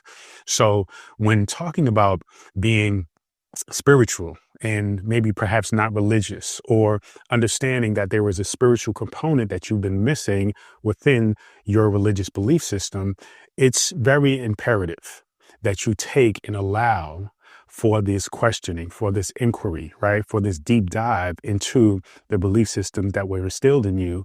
So that way you can ultimately come into ownership of your own perspective, your own point of view, right? Your own consciousness in what it is that you truly believe, what it is that truly resonates with who you are. So when we get into consciousness, what I want you to understand is consciousness is the purest essence of who you are. And that everything, and I mean everything, is a matter of subjective opinion, subjective point of view on everything that you're experiencing from consciousness. Now, we like to think about this idea that we are or can be objective, right? That we can have a viewpoint on something that doesn't incorporate our own point of view, our own perspective, our biases, our intuitions, our intelligence, our experiences, our hunches. And we can try to get as close to that as possible. But the reality is there will always be your point of view. There will always be the way you see it, right? Your perspective. And as long as you are one with a consciousness, right? Or even an ego, even an identity, even an essence of having an opinion or having a point of view, there will always be a sense of subjectivity. So when you understand that, then you understand that when you are transitioning or you are going to a space where you are evolving your religious beliefs or your spiritual understanding, you are going deeper into the reality that consciousness is everything. Consciousness determines everything. Consciousness defines everything. So your consciousness is the starting point of all of this. It is the groundwork. It is the foundation. It is the thing that ultimately tells you what to believe, what resonates with you, you see, and it also will lead your judgment. It will lead your analysis, the data. It will lead your inquiry. It will lead everything. And that, you have to understand, is the starting point of it all. So if you do have a particular religion that you are questioning, that you are, wondering about, if you have a spiritual practice that you are questioning, wondering about, wanting to go deeper into, you have to understand the root of all of it is consciousness. Even if you are asking or discussing your definition, meanings, understanding of God, right? Infinite source, the universe, the creator, all of the infinite names, then you still have to understand that your point of view on what God is unique to you. It starts with you. Essentially, you create that definition. You create that understanding because it starts from the core of who you are. Now, we're going to get deeper into why that is. So be patient, right? Because it's an understanding that really lays the groundwork for spirituality, the spiritual journey, because the spiritual journey is essentially you going into the process of true understanding as to who you are and how you relate to quote unquote God, right? Infinite source, the creator, right? The universe. And so on this journey, you are maybe grasping at different approaches, different belief systems, different theologies, methodologies, and you are looking to see or give you insight to get you closer to an understanding. So your journey is about really gaining clarity. Your journey is really about not so much just simply accepting whatever somebody gives you and tells you, but recognizing that there's infinite knowledge and wisdom to be gained. There's infinite ideas and concepts to bring into your conception of what you understand to be life or purpose or the essence of all that is happening, all that you are witnessing, and all that you are creating. So what I want you to understand is when it comes to really differentiating religion and spirituality, we're going to get more into the conceptual understandings of generally how these approaches think, right? In terms of your relationship to the universe or to God, right? And so usually when we think about religion, we're usually thinking in terms of ourselves being separate from God, right? We're down here on earth. God is somewhere up above looking down on us, right? There's a separation there that's happening, that exists in that approach. Now, there are many religions that don't see God that way, but for the most part, the major religions see God as separate from you. Therefore, you have to appease God. You have to make sure God is happy. You have to do good, right? Because if you do not, then God will judge you. And therefore, in order for God to judge you, you have to be separate from God. You have to be something that God looks at from a point of view of, a judge, and says, okay, you are separate from me. Let's see how you respond, how you act. Let's see how you behave. And if you behave according to my rules, right, then you can come to heaven with me. If you do not, then you will go to hell. That's the basic understanding of how we see God's point of view when it comes to us, right? Now, this is religious perspective. Now, with that, we come with, praying to God, asking God for forgiveness, essentially begging to God, begging to this entity to please help us, support us, give us the things that we desire. It really takes away our own agency, our own power, and essentially our own ability to take ownership and accountability and responsibility for our lives. And so a lot of people are simply looking to God to create answers, solutions, solve problems. And when those problems aren't solved, a lot of times people resort to anger, and they resort to the other extreme of saying, well, maybe God does not exist because God is allowing these harsh things to happen in our world, right? These bad things that happen to innocent people, children, things of that nature. So they go to the other extreme of being an atheist, or just completely shutting out the concept of God altogether. Okay. Now, that is in itself part of their spiritual journey, because even for them, they still have a belief system. It's just a different side of the spectrum that usually religious people have. All right. It's still a journey for them as far as spirituality. Recognize we are all on the spiritual journey, no matter what your religious beliefs, no matter what your understandings or belief systems around what God is or isn't. It is still part of the spiritual journey. It is still part of seeking truth, right? Seeking true understanding as to who you are and your relationship with the universe. And so when we get into consciousness, and when we get into as it relates to God, what I want you to understand is your consciousness is the thing that essentially defines God. It is a thing that you personally have a connection, a central idea, push, pull of really what resonates with you in terms of what God is to you. Now, this can be very controversial for a lot of people, because people want to, especially from the religious standpoint, they want to believe that God is the same, right, for you as it is for me, right? They want everybody to have a understanding of what God is. But the thing is, the beauty about God is infinite. There is no one way of viewing God, because God is everything and everywhere, right? Omnipresence. And so when we understand that as it pertains to your own consciousness, then you understand it is your consciousness that actually is a part of what makes God everything and everywhere, because your consciousness is one projection, right? One point of view, one reality of what God is. You are a part of the grand, or the collective consciousness of all of us. So when you get two people together, they can be of the same religion, right? Same faith. They can be brought up the same time, same environment, same church or temple or mosque, whatever.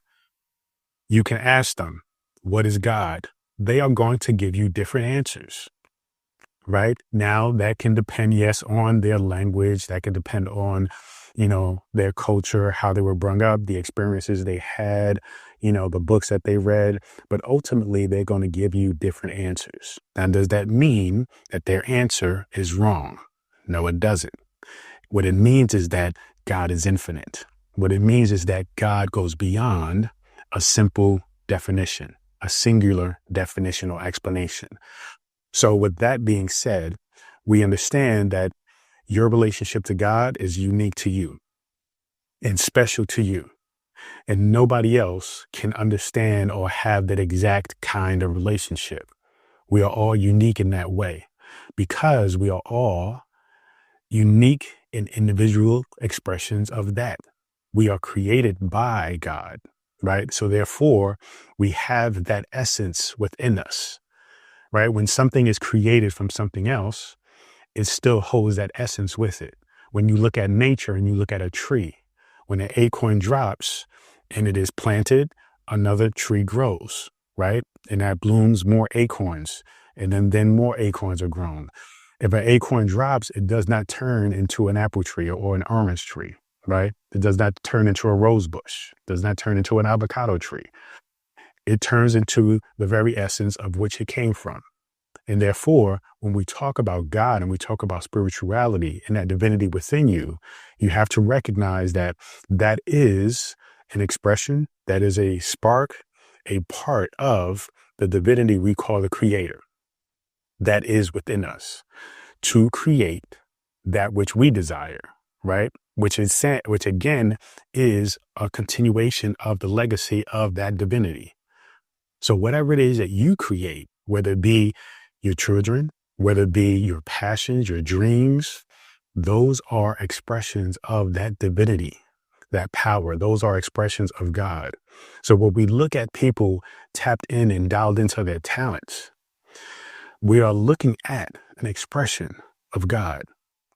And so what I really want to get at is that when you compare the religious understandings of spirituality, of God, when you look at the religious understandings of God, when you compare it to the spiritual understandings of God, you see that the spiritual understandings is really one of understanding that God is one and that you are one with that essence, that God isn't separate. And as we understand and we go through this journey of looking at religion and spirituality, whether it be putting them together or identifying them separately, you have to recognize this fundamental truth that religion usually looks at God as something separate from you, whereas spirituality, you understand and you seek for the knowledge and the wisdom of the truth that God is one with you, you see. And so when we get into recognizing this, it also relates to understanding the importance of the present moment and the past. You see, again, religion tends to focus on the past. Religion says this is how it was done and this is how it should be done, right? It is looked at from past tense. It is attached, right? Which really identifies with ego. The ego likes to be attached. It likes to say, this is the way it was done. This is the way we're going to do it. We're comfortable. It's familiar. Let's stay right here. And religion tends to do that. So it tries to capsulate not only God in a box, but also rules, regulations, right? Life, community, all those things that makes life interesting. Whereas spirituality, though, focuses in on the now, the present moment, right? Being here right now, how things are, right? Not so much how things were. And that is coming from the mindset of, or I should say the character of consciousness, right? The essence of consciousness is really about recognizing that the past doesn't exist. All right. The future doesn't exist. The only thing that exists is this present moment. And when we are in the present moment, then we can allow ourselves to feel a deeper connection with God, right? A deeper connection with the universe. But as long as you are attached to the past, then you are really being driven and led by the ego, which wants things to be the same, wants things to be capsulated, wants restrictions, wants there to be essentially you not being your truest self. Because regardless of what your belief systems are, you are constantly changing from moment to moment. You are constantly changing, constantly evolving. Even if you're sitting in a room completely quiet by yourself and you are trying to be still, clear your mind, clear your thoughts, you are still evolving and expanding. And so it is not in your nature to be in the past and say, well, that's the way it was, so this is the way it should be now, right? Because you are constantly evolving. The moment that you are not evolving, the moment that you are not changing, is the moment that you have transcended this realm, that you have died and moved on. Okay. But as you continue, your body is still moving. Your body never truly stands still, right? Sits still. Your cells, they never move. They never cease to move. They continue to move. Your thoughts, your consciousness continues to expand, right? This is essentially the essence of consciousness, the essence of being in the present moment. It is constant. It is continuing. It is no need to hold on to the past, to identify with that past. It is most important to be here and in the now. When as you are here in the now, you recognize that your consciousness is the source of creation. It is the source of your ability to follow, right, your passions, right, create your desires, materialize that which you desire, and really move forward in this understanding as to your relationship with the universe, with all things, with all people, with yourself, right, in all aspects and layers of yourself. So that way you can essentially create the universe that you desire that resonates with who you are, right? You can make an understanding and a connection between yourself, your consciousness, and all things, recognizing that all things are God. There is no separation of what is God and what isn't God. See, that is a religious point of view. That is a religious teaching perspective that limits you from truly experiencing connection with all things. And so as you really get into differentiating religious systems versus spirituality, you're starting to realize that spirituality truly is the essence of your connection, the essence of your happiness, your fulfillment, your understanding that all of this is for you, right? There is not one thing that you are experiencing that is not meant for you to experience, that should not be looked at as a gift. You see, you are transcending. And with that transcendence of stepping out of this restrictive box of, say, religion, you are beginning to transcend the external rules, right? The rules that, the church says, right? The mosque says, the rules that don't feel like they connect with who you truly are. Now, yes, it's important to have a sense of rules, boundaries, and standards, right? Ethics, but they ought to be determined from your own consciousness, not from somebody else. They are supposed to be determined from a place of your own personal integrity, right? Your own sense of honor, your own sense of respect and love and empathy and compassion. That will connect with you in a deeper way and allow you to make true connections with, and true connections with other people, but really make true, beautiful relationships with other people, right? That goes beyond limits, that goes beyond conditions. So your job is to really understand that by continuing to take this spiritual journey, you continue to understand and tap into the oneness of all things. So keep going along this journey, keep questioning, keep connecting with consciousness, keep understanding and conceptualizing that consciousness is essentially God. Your consciousness is God. Your consciousness is the thing that is leading you to truth. So if you're looking to connect deeper with God, if you're looking to connect deeper with this source, this infinite divinity, look within.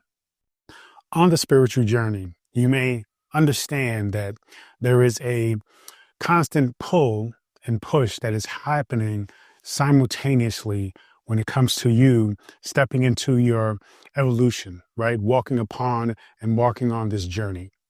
And this journey is really about you fighting the urge to remain the same, and you actually following your nature to evolve into who you truly are.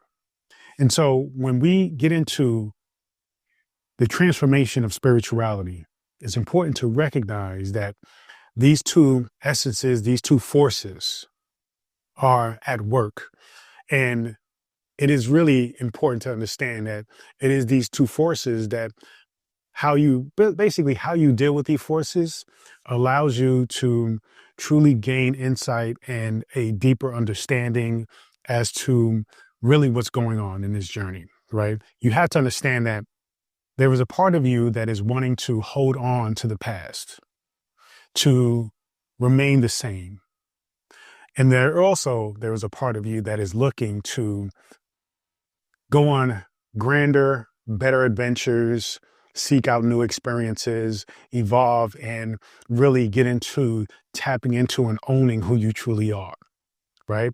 Now, what's going on is the part of you that is being pulled, the part of you that is identifying with positivity, openness, and looking to adventure out and explore. That part of you is essentially your consciousness.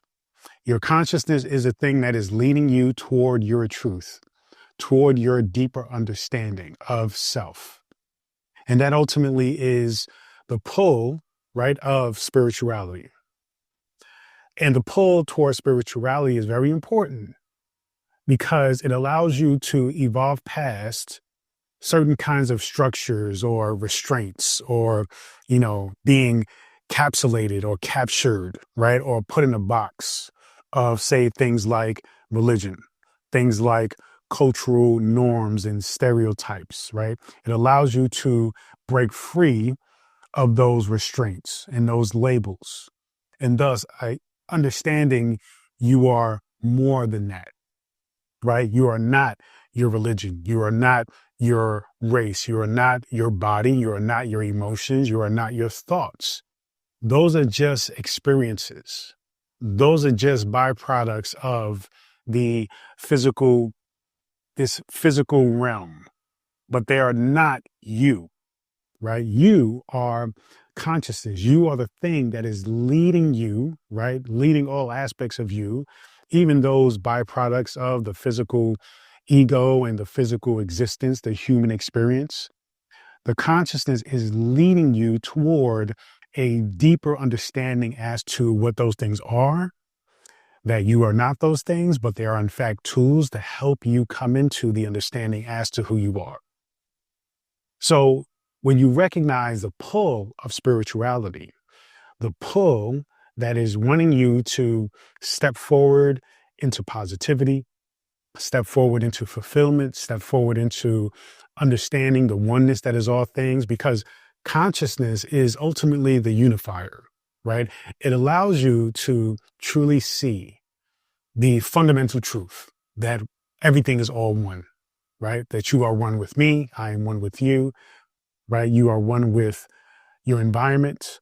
You are one with the creator. You are one with God. You are one with the universe.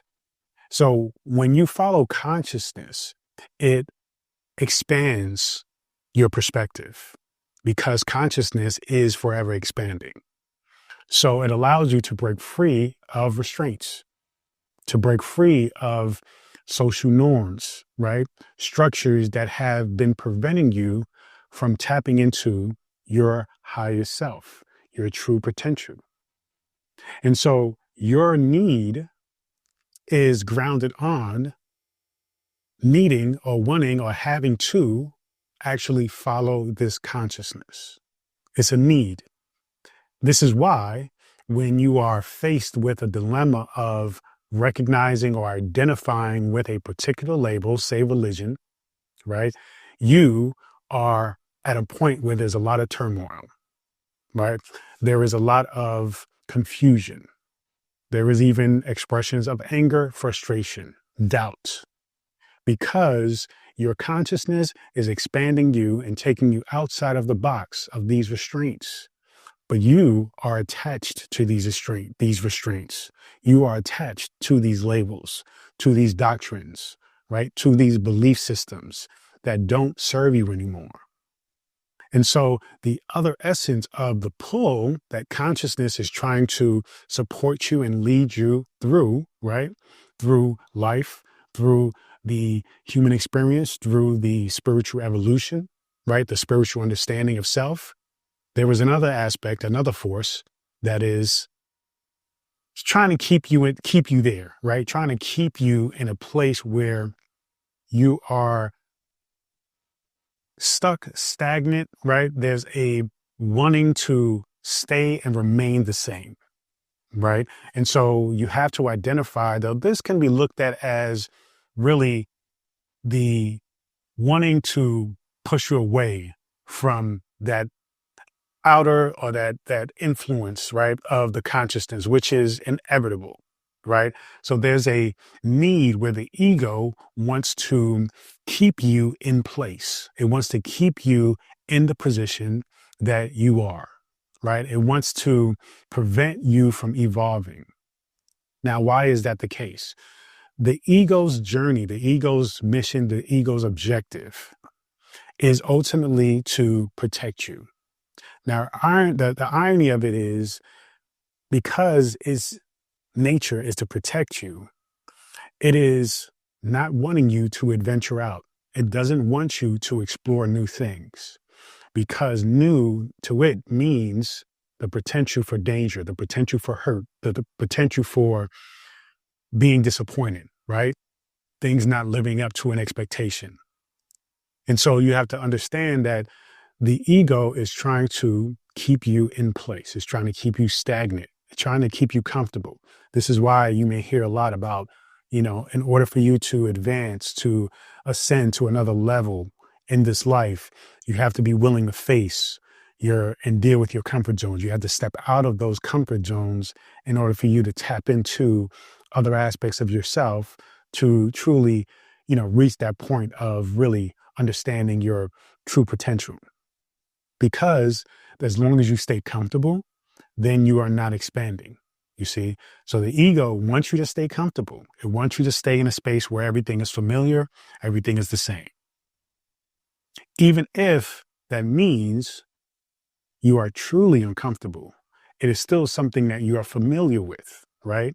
So if you are uncomfortable because of finances, you are struggling with finances, well, the ego is still going to, because it is familiar with that and you've been in that position for a long time, it is going to still identify with a sense of comfort in that, even though ultimately you are very uncomfortable. But it would rather be there than actually you expanding out, you actually exploring and practicing and thinking about new ways to approach how to create and attract money into your life. Same thing with relationships. You may be in a relationship that doesn't bring you satisfaction, intimacy, deep connection, right? It may be a very toxic relationship, but you are somebody who may still identify with being able to say you are in a relationship. And even that alone may have meaning to you, may have power for you. Even though the relationship is toxic and it is not helping, nourishing you and supporting you. And so you will still be comfortable in that familiar situation, though it doesn't allow you to reach your highest potential. You see, that is the ego being comfortable. So you can go down the list of various areas of life, whether it be health, whether it be fitness, whether it be food, where you are just simply comfortable being uncomfortable. And in order for you to really tap into, right, your true potential, really be your true self, you have to lead, right? You have to be led by consciousness. And then that consciousness will pull you toward the things necessary, expose you to the things necessary for you to actually expand and grow in those areas. And in order for you to move, you cannot be still. You cannot be stuck in the same spot. So recognize that these two forces are constantly working against one another. And until you master and know how to put your ego in a place where it is manageable, right? You've mastered it, you understand it, but you know that if you allow your ego to continue to control your life, you're going to continue to be stuck. You see, the ego is the great separator. Just like consciousness can represent spirituality, right? Growth, expansion. The ego can also represent things like religion, because religion is fixed. Religion doesn't expand, it doesn't grow. You follow these rules, these are the doctrines, and that's that, right? And because the ego is just set in its way and it isn't open to expansion, right? It isn't open to change, then it creates the essence of separation. In other words, if the things that we are experiencing do not fall in line with these set doctrines, these rules, this paradigm, this belief system, then it isn't good. And then we should cut it off. We shouldn't acknowledge it. We should judge it, right? We should say that those people who do that thing are bad people, or they're going to hell, or they're not people who we want to associate or connect with, support, or even help, or even receive help from. It goes very deep in that way. And so you have to understand that the ego, right, is going to separate you from everything else that will be in association with your evolution, right? So being open-minded isn't a trait that comes with the ego. So when you meet people who are locked in, who are just completely like so focused, so indoctrinated in a belief system that they cannot even possibly hear anything else, it is because they are being driven, right? They are being controlled by their ego. But people who are secure in their belief system, right, can still allow for another person or another point of view, another reality, right, to be heard. So that way they can even gain more insight and can even affirm their own belief systems when they hear a different or an opposite belief system, right? Or thought or theory or way of thinking.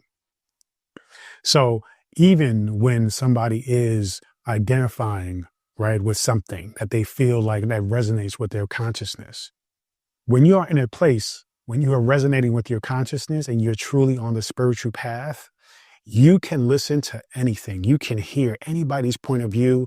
You can understand their point of view. You can hear where they're coming from, and you can respect their point of view.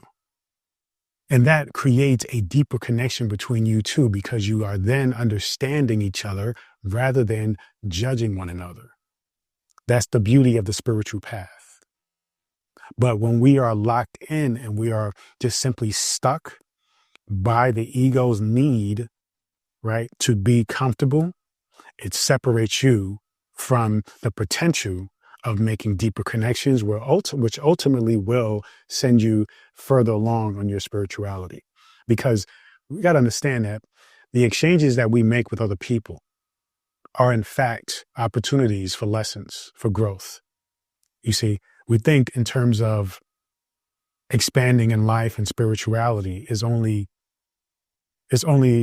focused or locked into, say, a book, right? That's the only vehicle by which we can gain wisdom and knowledge, is by a book or watch a video or listen to an audiobook. But it's really in things like nature and interactions with other people.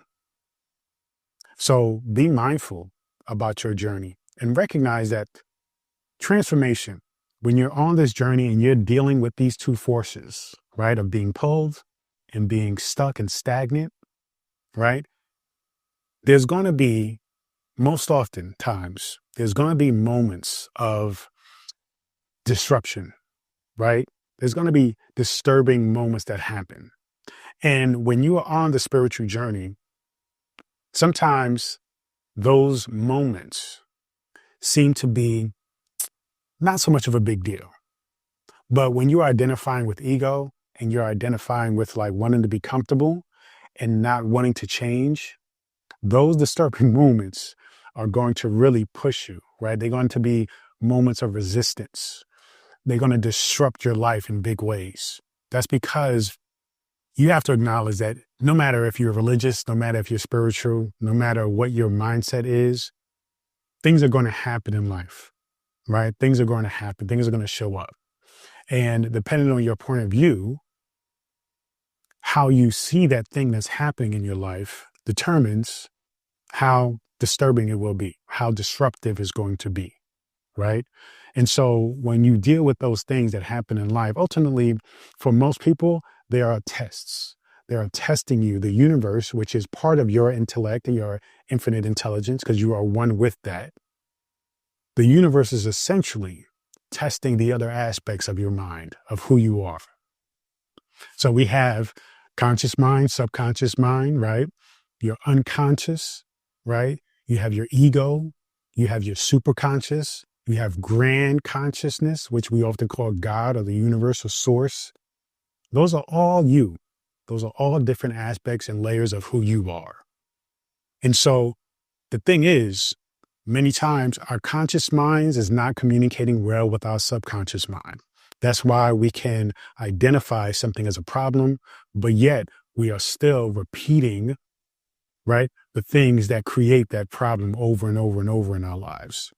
And the thing that is creating and having us have that experience over and over and over is our subconscious mind not being programmed based on what we've learned consciously, what we can see and observe on a conscious level. So we continue to repeat the same things over and over and over again because we're not programming our subconscious properly. Well, the same thing applies with your superconscious mind, right? Where you are able to connect with that infinite knowledge, that infinite wisdom that tells you exactly what you need to be doing, what your purpose is, who you are. But if you are aligned with that, that is continuously trying to give you every tool, every insight, every hint that you need to actually come to this understanding. But if you're not dialed into that, then you're going to be tested with other areas of your life and as it relates to other aspects of your mind. So in other words, if you are looking, right, to say, find your ideal partner and you're out there on a dating scene and you're constantly meeting the same people over and over again, or the same type of person over and over and over again, you have to understand that that is because there's a pattern, right? That you are either identifying with, there's a conversation that you're having about relationships, about people, about that particular gender, maybe, right? And so what's happening is you're not identifying and you're not recognizing that you are projecting that out. You are creating that from yourself. So you need to change who you are because your frequency and vibration is attracting the same kind of person, right? Or there's a test. There's something that you need to learn, right, that will take you to the next level of vibration, of frequency, to open up another aspect of your mind that needs to be in alignment with the other aspects of who you are. You see? So in other words, even if you are consciously aware that you need to attract a particular person, you have an idea, and you are working on your subconscious mind to program or reprogram bad habits of attracting, right, negative people, toxic relationships. You are acknowledging that you have toxic traits within yourself. So you're working on those things. Very important, right? But then there is unconscious, deep-rooted issues that you're not even aware of yet. And so when you are in this journey of figuring this out, and you're constantly seeing the same pattern continuing to repeat itself, then you have to be willing to understand, okay, you're being tested to tap into something that you haven't accessed yet. Okay. And so as you keep moving forward, then the test will become something that you're just basically facing, you're doing, right? You're putting in the work. And eventually you'll pass that test. But the trick is you have to stay focused. You can't just give up. And that's what most people do because they don't understand the power of their minds, the power of decision, the power of commitment. And so you have to understand that these two forces that are constantly at play show up in different ways in your life, but they mainly show up in ways of recognizing that something has to give and is not giving yet, right? You're putting in the effort, you're putting in the work. Well, you have to ask yourself, are you putting in the effort in the different areas of who you are? Most times when we put in the work, we're doing it consciously on a conscious level. We're not focusing on the subconscious level. Okay. And then even when we go in the subconscious level, we have to go deeper into the unconscious level, the parts of us that we can't really access, you know, right away, especially if you're somebody who is not connected with yourself, your body, your memories, right? So you have to understand that, okay, you have to put in more work. That's all it is.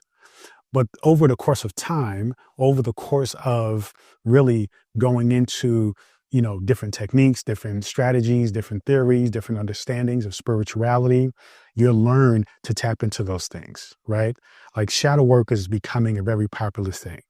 And shadow work will help you to actually get into that unconscious aspect of who you are that a lot of people have issues getting into. And so with that, you can then find out what's going on, what's preventing you, right? And so that is part of the test. That is part of the resistance. But once you make that breakthrough, then you gain insight and an awakening, right? A level of awakening that allows you to just hit another vibration.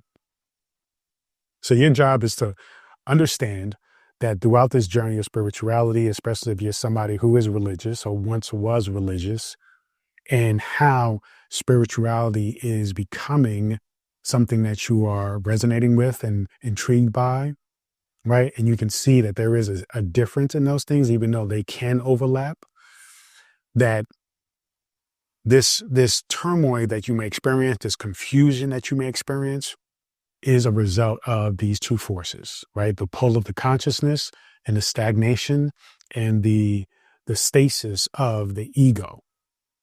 And recognize that in life, you always want to be in motion. Everything in life, everything in this universe is constantly moving. Nothing stays the same. Change is the only thing, right, that is the same. Everything changes. So you cannot allow yourself to be stagnant in a certain belief system, in a certain way of life, in a certain way of thinking, because that means essentially you are dying, you're dead, right? It may not be a physical death. It may just be a spiritual death. It may just be a mental death, an emotional death. So you have to continue to look for opportunities to change, to evolve, to grow, to expand. That is the law of nature. That is the law of this universe.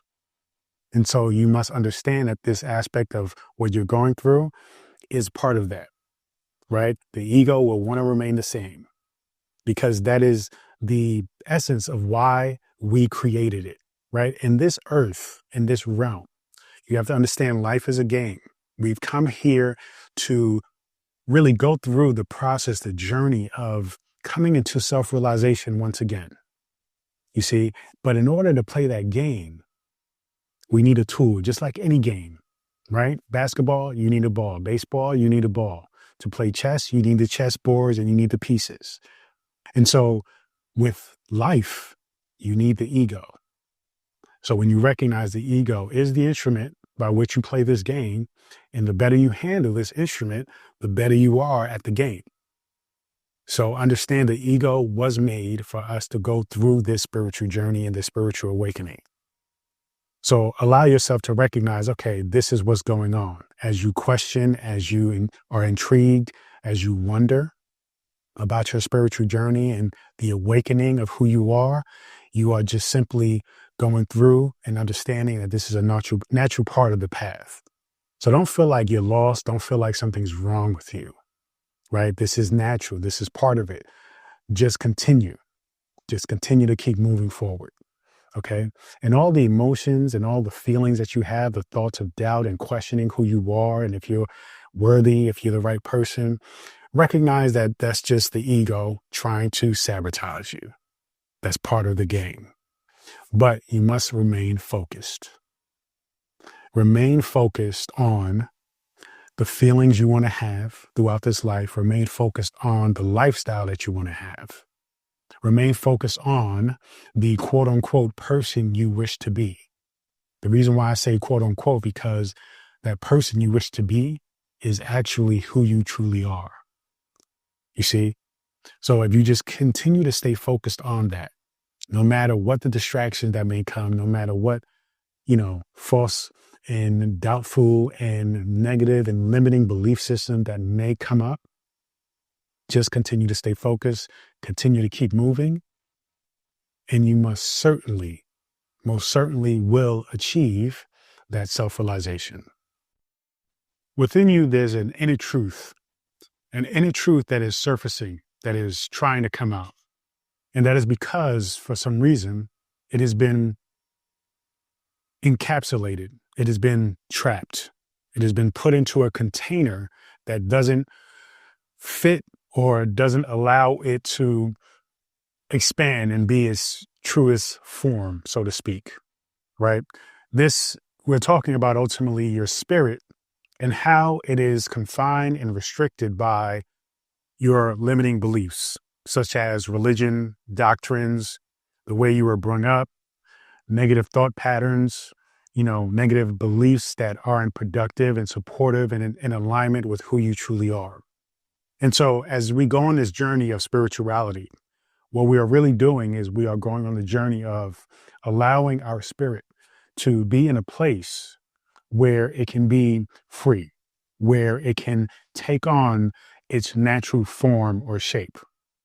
The problem is, though, society, from the very beginnings of our conception, when we were children, teenagers, and even now, has molded and shaped our minds subconsciously to believe certain things as if they are truth.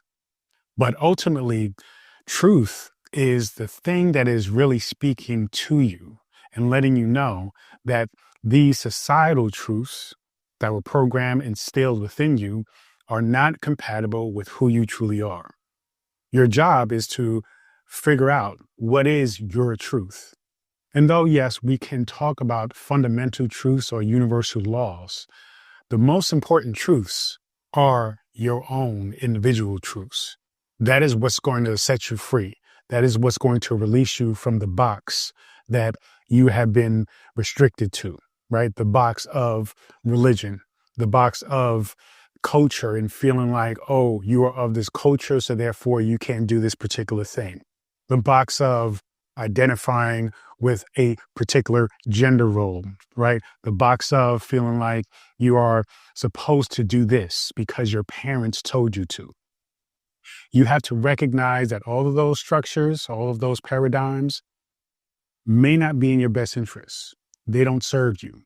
And so you have to identify those things in order for you to dismantle those boxes and let yourself free. And that's what this journey is about. You see, religion itself is a box, right? And you have to understand that you are an infinite being, an infinite spiritual being. And oftentimes, religion attempts to trap you, right? And so when you think about that, think about it in terms of trying to captivate something infinite and trying to put it in a container. It isn't possible to do so. But yet, we have been brought up to believe, right, subconsciously, unconsciously, that we are supposed to take this container, which is your infinite consciousness, your soul, your spirit, and put it in the container of religion. Put it in the container of this culture. Put it in the container of even this race or even this part of the world, even this nationality, right? This gender. And you have to understand, though, maybe those things can be valid and they can be important, but they should not ultimately define who you truly are on a conscious spiritual level. You must recognize your consciousness and who you are on a spiritual level first before you begin to lay down the bricks of those kinds of labels and identity. You see, because they are supposed to express who you truly are. You're not supposed to take your infinite intelligence, right, that divinity, and you're not supposed to take that and place it, right? You're not supposed to take that round circle and place it into a square hole. You're supposed to do the opposite. You're supposed to understand who you are and then make sure everything else aligns with who you are, not that you align with everything else. You see? So it's important to recognize your infinite beingness and that you cannot be captured in a finite thing. You cannot take something like infinite space and put it into a definition. You cannot put it into a capsule, something that is going to keep it intact. You know, the universe is constantly expanding. That says something because you have to understand that you are a direct reflection of the universe. And so if the universe is constantly expanding, then you must be constantly expanding as well. And so part of the issue of you not feeling fulfillment, joy, or you're feeling a sense of disconnection and you're feeling lost, you're not feeling like, you're feeling like things aren't quite right, is because you're probably trying to put yourself in this box, in this container that doesn't match who you are, or you're trying to just put yourself in a box altogether. So you need to understand that the box, though it can be interesting and it can be fascinating to be intrigued by, to study, right? Just like religion, it has wisdom, it has knowledge, it has insight. But to put your infinite essence into that structure alone will prevent you from being free. You see, it will prevent you from being able to express yourself to the fullest capability, to tap into that full and unlimited potentiality. Your job is to understand that you are infinite. Even when it comes in terms of our physical bodies, which can be seen as a capsule, right? It can be seen as a vessel, right? That holds us. We are housed within this vessel called the body. Even when you think in terms of that, your body continues to change. You see, your body from the very beginning, even in this conception, is an expression of your consciousness. It is an expression of who you are. And as you grow into life, as you are a child, an infant, a toddler, adolescent, teenager, adult, you are constantly, your body that is constantly changing based on your consciousness and where you are mentally, spiritually, and otherwise. So it is an expression of your consciousness. It is evolving with your consciousness. So as you expand on a conscious level, your body is adapting to that. Just like if you connect with eating better, treating yourself better, taking care of your body, being more fit, the environments you are constantly around, your body adapts according to that state of mind that you're in, that level of consciousness, that frequency, that vibration that you're in, and you're constantly surrounded by. So again, your body, though can be considered a capsule, it is still changing with you. It is adapting to your consciousness, your true self. And even at some point, the body cannot maintain, right, housing us. This is why we transition. This is why we pass away. This is why we die. Because eventually, over the course of time, right, your body just will not be able to maintain the spiritual essence of who you are. We're only here for a short time. And even during that short time, the vessel, the capsule, which is called your body, is evolving and adapting to you the best way it can. If you are properly taking care of that body, then it will be able to do that for a longer period of time. But even for the most healthiest person, the most fittest person in the world, they will reach a point where their capsule is not fit, right? Is not able to hold or house your consciousness. And that is when you ascend to another reality, another phase where you perhaps may be capsulated by another kind of body or box, right? So you must understand that even in terms of what is natural to us and what we're here to experience, right? To have a human experience, that is temporary because Our spirit is infinite. So the very nature of our existing here cannot captivate, it cannot house, it cannot shelter the true essence of who you are, because who you are is infinite. So therefore, that is why we cannot be here, forever. We have to ascend. We have to evolve. We have to continue to expand upon our experience. We have to continue to grow. And so you have to bring it back in a practical way in terms of why you are here. You have to consider and think about the reality that your consciousness needs to be in a space where it can continue to expand.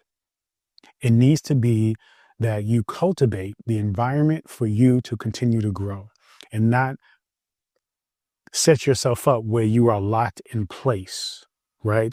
Because that's just not possible for you. And so when you think about yourself, think about you being literally, think about you in your body being in a box, right? Many of us are claustrophobic. So you probably can understand this if you are. You're in a box. The box is tight. Okay. Now, because you are in this box, you are feeling restricted. You are feeling agitated. You're feeling annoyed. You're feeling fearful.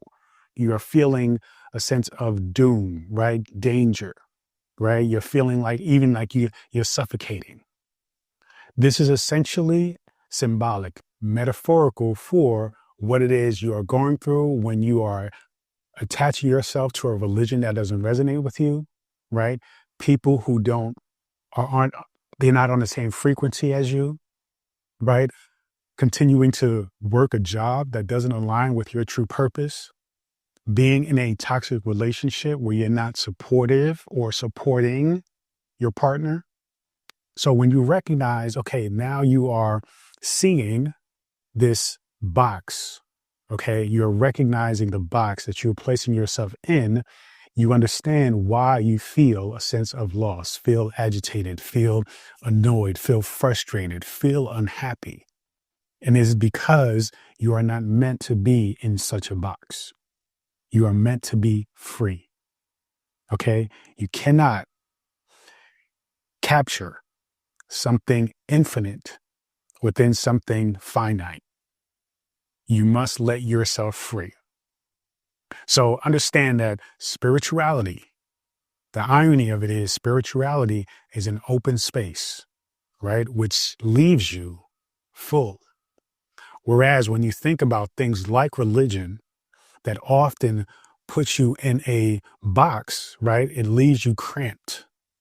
And so in that case, you feel empty because you're not being your truest self. You're not allowing yourself the free range to actually be your truest self, because you are allowing yourself to be capsulated, stuck, restricted in these sets of rules or these ideas that somebody else has placed on you. So remember, I'm not saying that religion is bad. What I'm saying is when you allow yourself to only identify with that, you are following the rules to a T.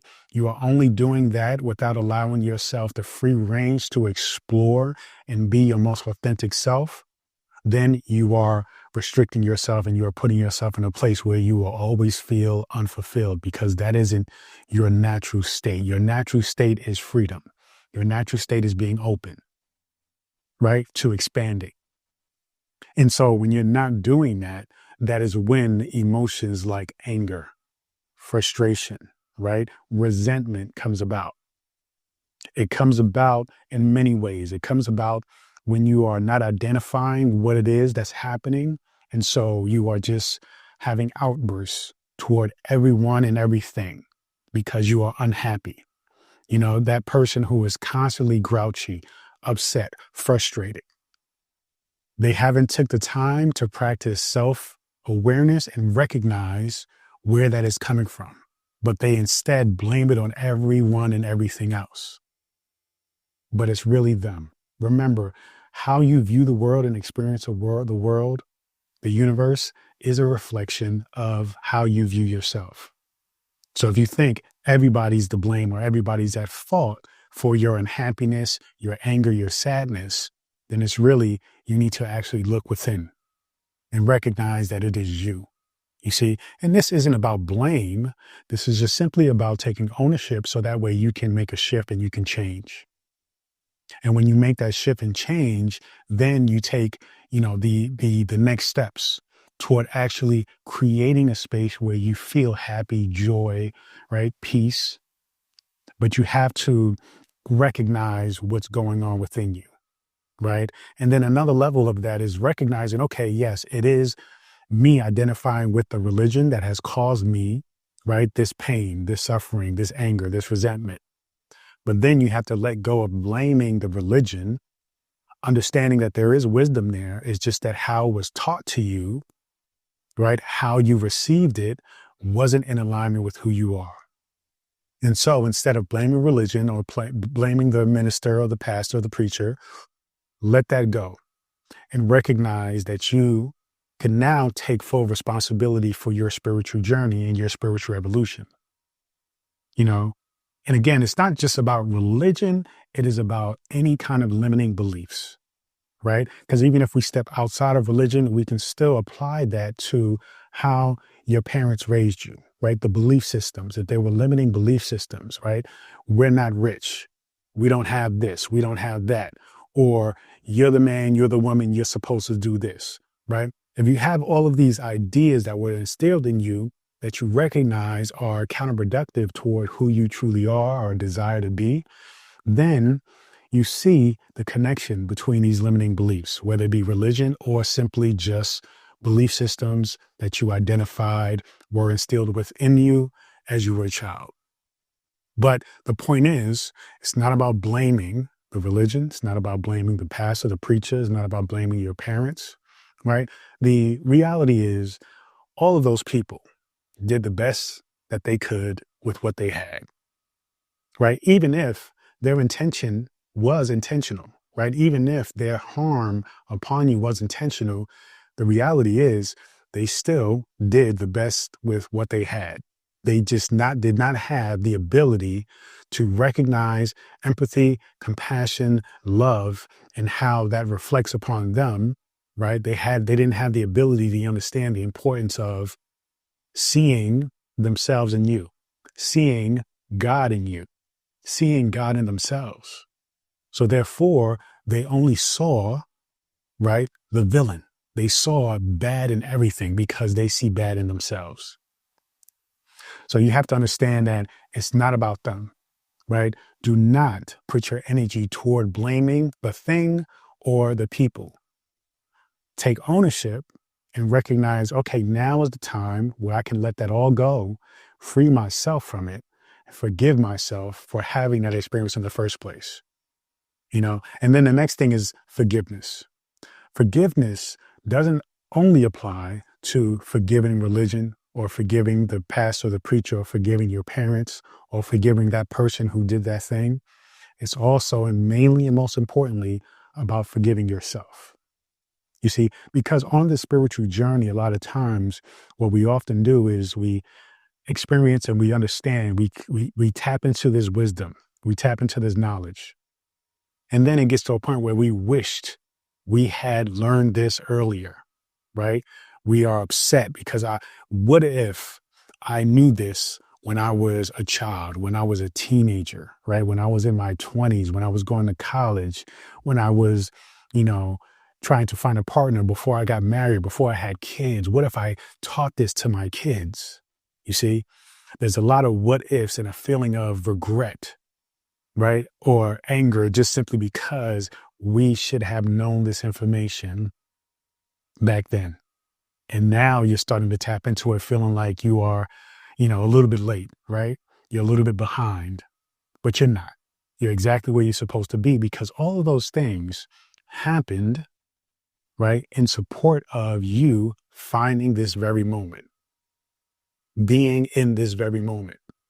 So you have to understand the importance of emphasizing forgiveness. Forgiveness is the thing that's going to free you, right? Forgiveness of others, forgiveness of the thing, forgiveness of yourself is the tool that is going to free you. All right. not excusing anything, but just simply taking ownership and letting it go, moving beyond it, moving past it. All right. So don't wish you knew this before. Now you know it. So then just continue to move forward, continue to allow yourself to expand, to grow, right? Resist and be able to identify when there is a container, a capsule, a box, right? That you're trying to be molded into, right? Because sometimes we do that to ourselves. We do that to ourselves because of the nature of communication, right? Speaking, we have to use words to communicate with each other, right? So you may say things like, I'm spiritual, not religion. Okay, religious. What does that mean? Okay, for me, I'm vegan. I'm into fitness. Right? What does that mean? So it's easy because we're saying those words so often that we get attached and identified with those things. We naturally put those things in a box. And sometimes some boxes we want to put ourselves into, but it's important to identify it. And it's very important to identify which box does not serve us. And if we're going to put ourselves in a box, make sure we don't lock ourselves in a box, because then that prevents you from the opportunity to expand, to grow. So recognize that, allow yourself to be the infinite being that you are, and do not trap yourself into a finite box, because it will only result in anger, frustration, sadness, depression, right? Remember, you are infinite, so you have to allow yourself to be that. And then all of the infinite opportunities, the abundance, the joy will naturally come your way. It's imperative to understand that you are a infinite spiritual being. And something that is infinite cannot be, right, and should not be confined. It should not be placed in a box, in a label. It should be allowed to experience with freedom, right? To roam and have all of the experiences available to it. And that is essentially who you are down to the core. This is what it means to be a conscious being. Though we identify with our physical bodies, we identify with our gender, we identify with our preferences, our orientation, we also identify with our religious beliefs. But you have to understand that your religious beliefs, religion itself, is simply a framework. It isn't the thing that your consciousness, right, the infinite part of who you are, is supposed to limit itself to. It is just simply a framework that allows you to have a general understanding, some basic instructions as toward what people understand, right, that resonates with them as far as living a fulfilling life. So that means you are supposed to take that information, right, take it with a grain of salt, take it from a perspective of respect and reverence, yes, for those who have created and compiled this information, but recognize that your beingness is really the thing that brings value to that knowledge, that adds value to that knowledge, that insight, those books, that religion. You see, understand that religion and spirituality are not the same thing. Religion is just the framework. It is the structure, right? It is the community, perhaps, but it is not the thing that is going to create fulfillment for you. Fulfillment comes from the spiritual journey, where you take it upon yourself to own your own perspective, your own reality, your own emotions, your own thoughts, your own consciousness, and follow what leads you toward the fulfillment you seek. Religion can provide insight into how you are to do that, but religion itself will not give that to you. Now, it is important to understand that though religion and spirituality are not the same thing, they can exist simultaneously for an individual, right? Somebody who is religious and truly understands and resonates with that religion, they can also have a spirituality based, right, within that experience of that religion. But it's important to understand that it isn't spirituality itself in the religion. It is just the individual who is bringing their spirituality into the experience, the education, the teachings of the religion. There are many people who are religious, but truly have no spiritual connection because they're not connected with themselves. They're not connected with their consciousness and following with their intuition, following with their inner guidance. They're just following instructions. And what happens when people just simply follow instructions, right? They're told this is the way, right? This is what's going to bring you fulfillment. This is what's going to take you to heaven, so to speak. And they are not following, right? They're avoiding, they're neglecting their own spirituality. They're neglecting their own consciousness. This will lead to frustration, to anger. And it's not only within the context of the religion, right? It's not only within the context of spirituality. It experiences and expresses itself out in every area of life. When it comes to understanding the importance of spirituality, you understand that when your spirituality is aligned, or when you're on the journey of aligning it, when you're on this conscious spiritual journey, you really understand the connection between that as the foundation, as the pillar of who you are, and everything else in life follows with where you are spiritually. So if it is relationships, your spirituality affects that, right? If it is finances, your spirituality creates that. If it is health, your spirituality inspires and motivates you to take care of that. You see, and a lot of people take it down to, okay, this is also a religious thing. But if you are just simply following along and you're not listening to your own your own dialogue when it comes to these topics, you're just simply roaming and you're just simply existing, right? But you're not living. You're not thriving because you're not following your own GPS. You're not following your own internal, navigating system. You're just following along with somebody else's experience. And that does not align with why you are here. You see, I believe and I understand that it is our job to live our lives uniquely based on what it is that you desire. That is what you're here to do. When I talk about you being the individualized expression of God, the creator, that is because you are here, right, as a spark from that divine essence to have a unique and special experience.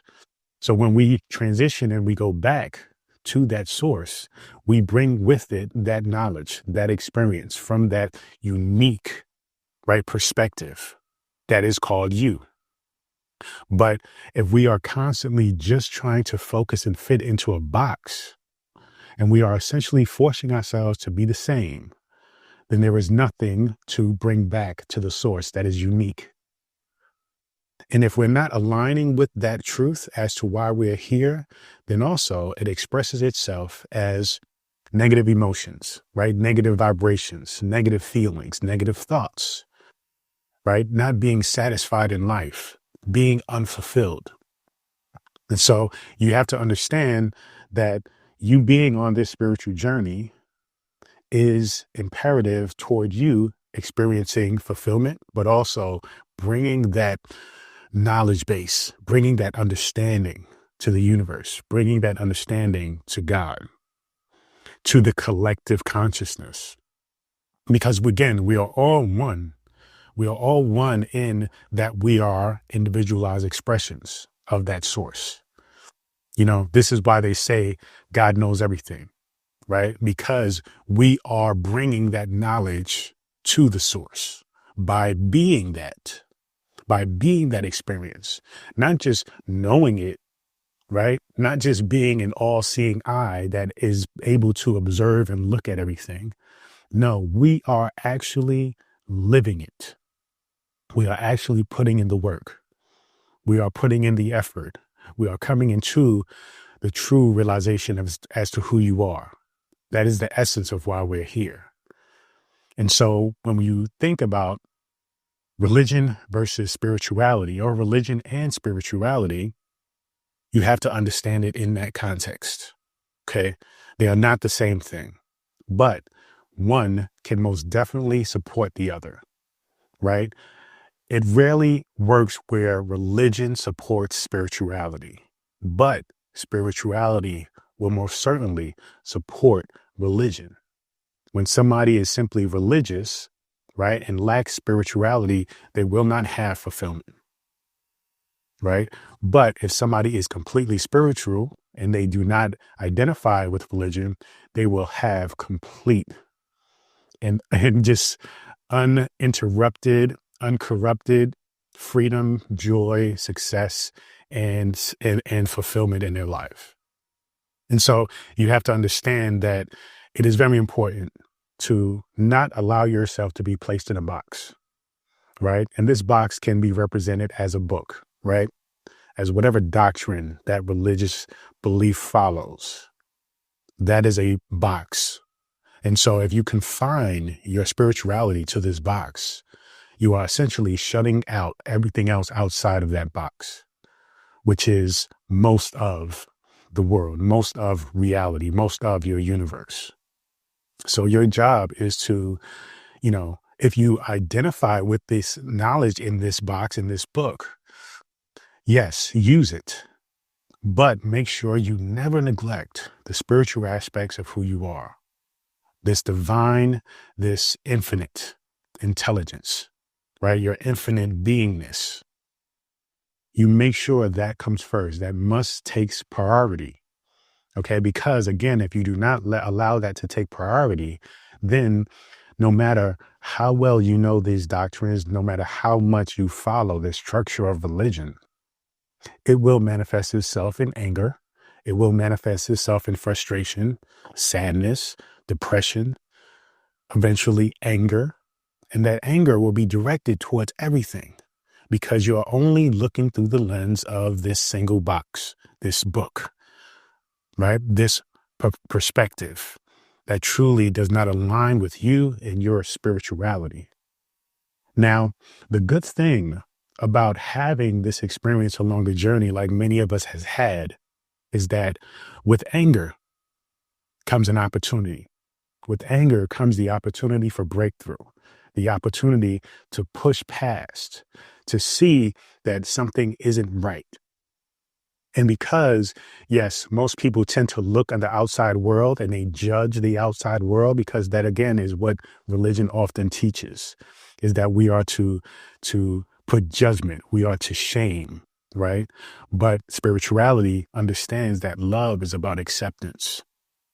So as you go through life and you are feeling trapped, confined in this box of religion, right? That you have, unconsciously, subconsciously put yourself in, you begin to project anger out towards everything else, not realizing that really it's what's happening within that's causing you to feel this anger, that's causing you to feel this judgment, to feel this shame.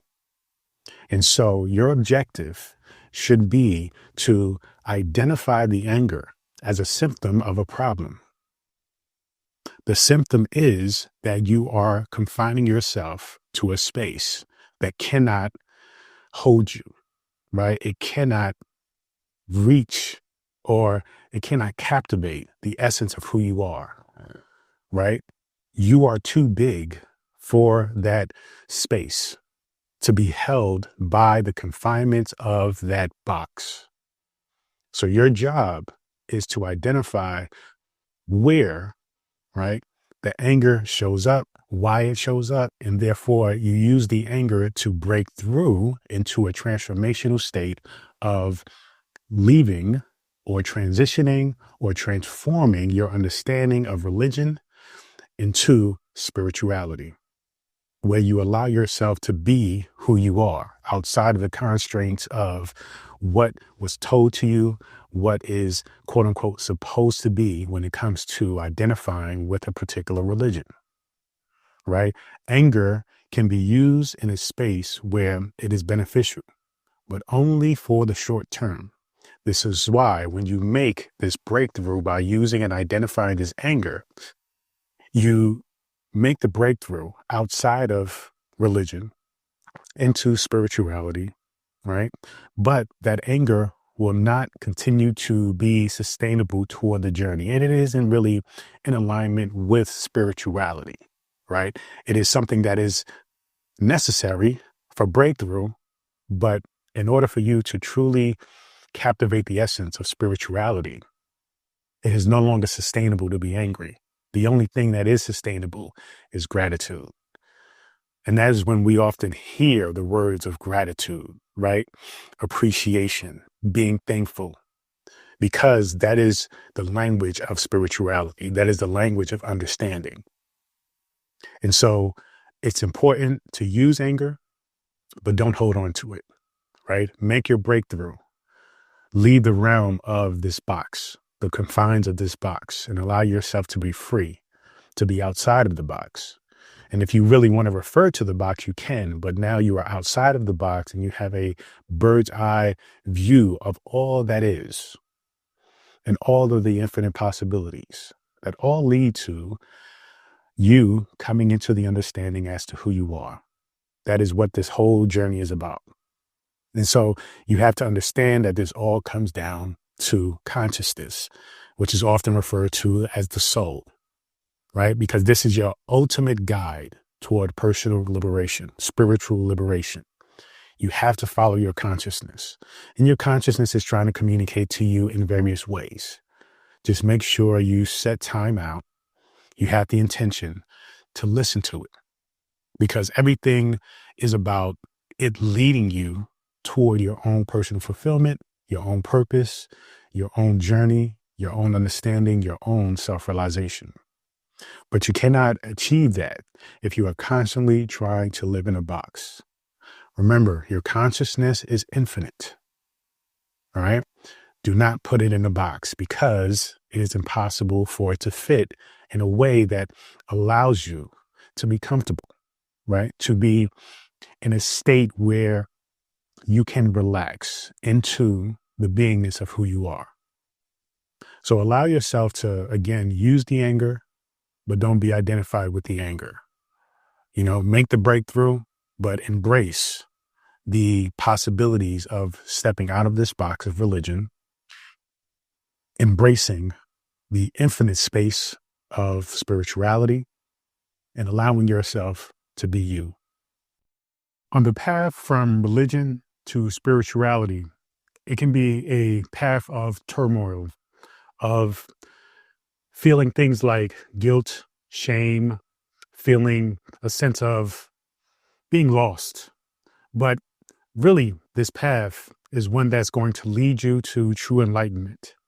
Now, when I talk about enlightenment, what I'm talking about is revealing to you, having the insight, the revelation of truly following your own spiritual guidance, your consciousness, and thus understanding that religion isn't the path, it is a path.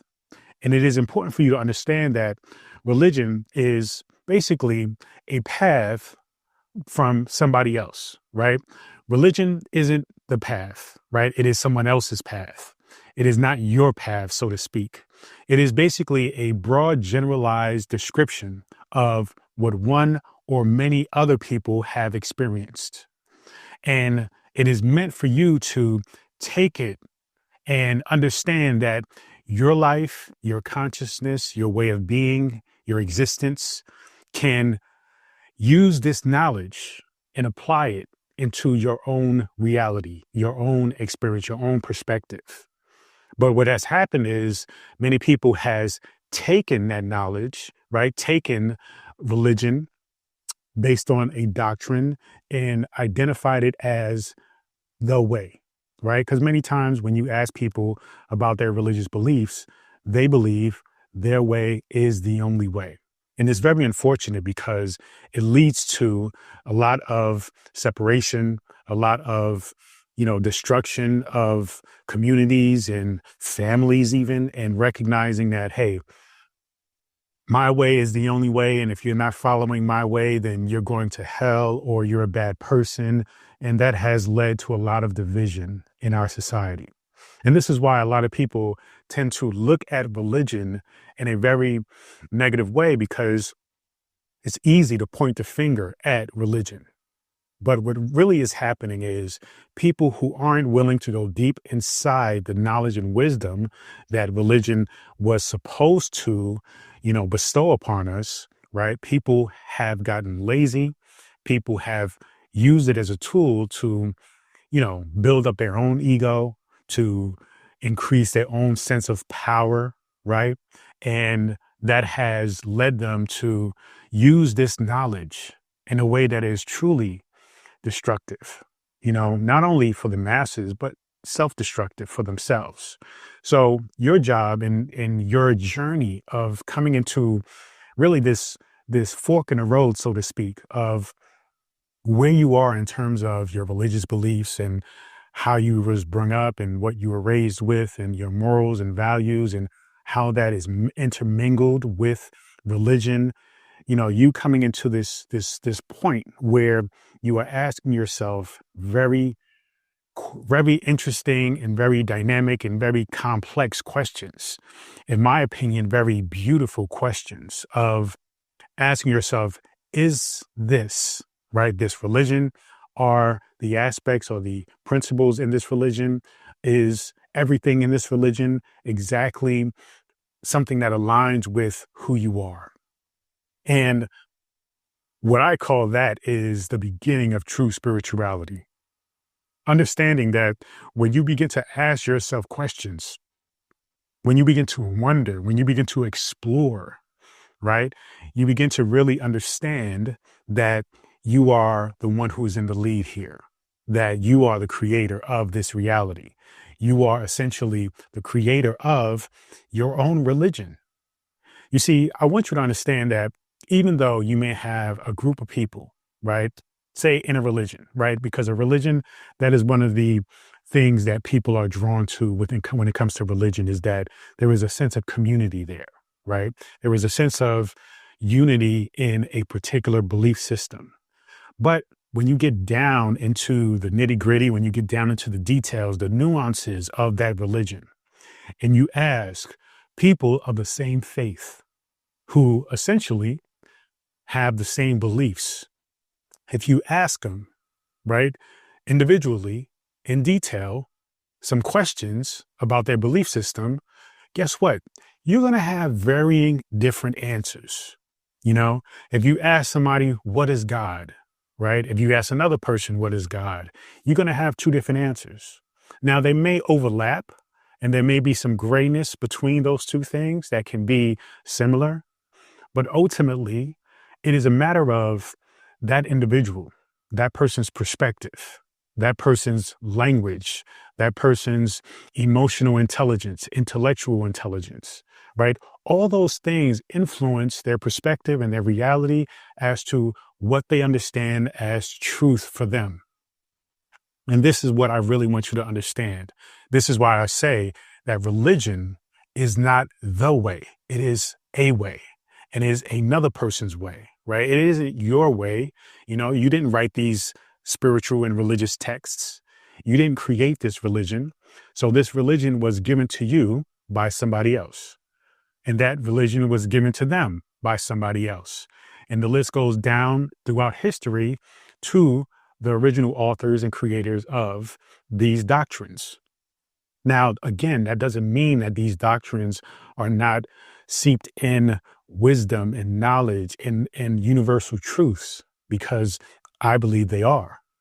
But what I want you to understand is the significance of how you play a part in how you experience these texts.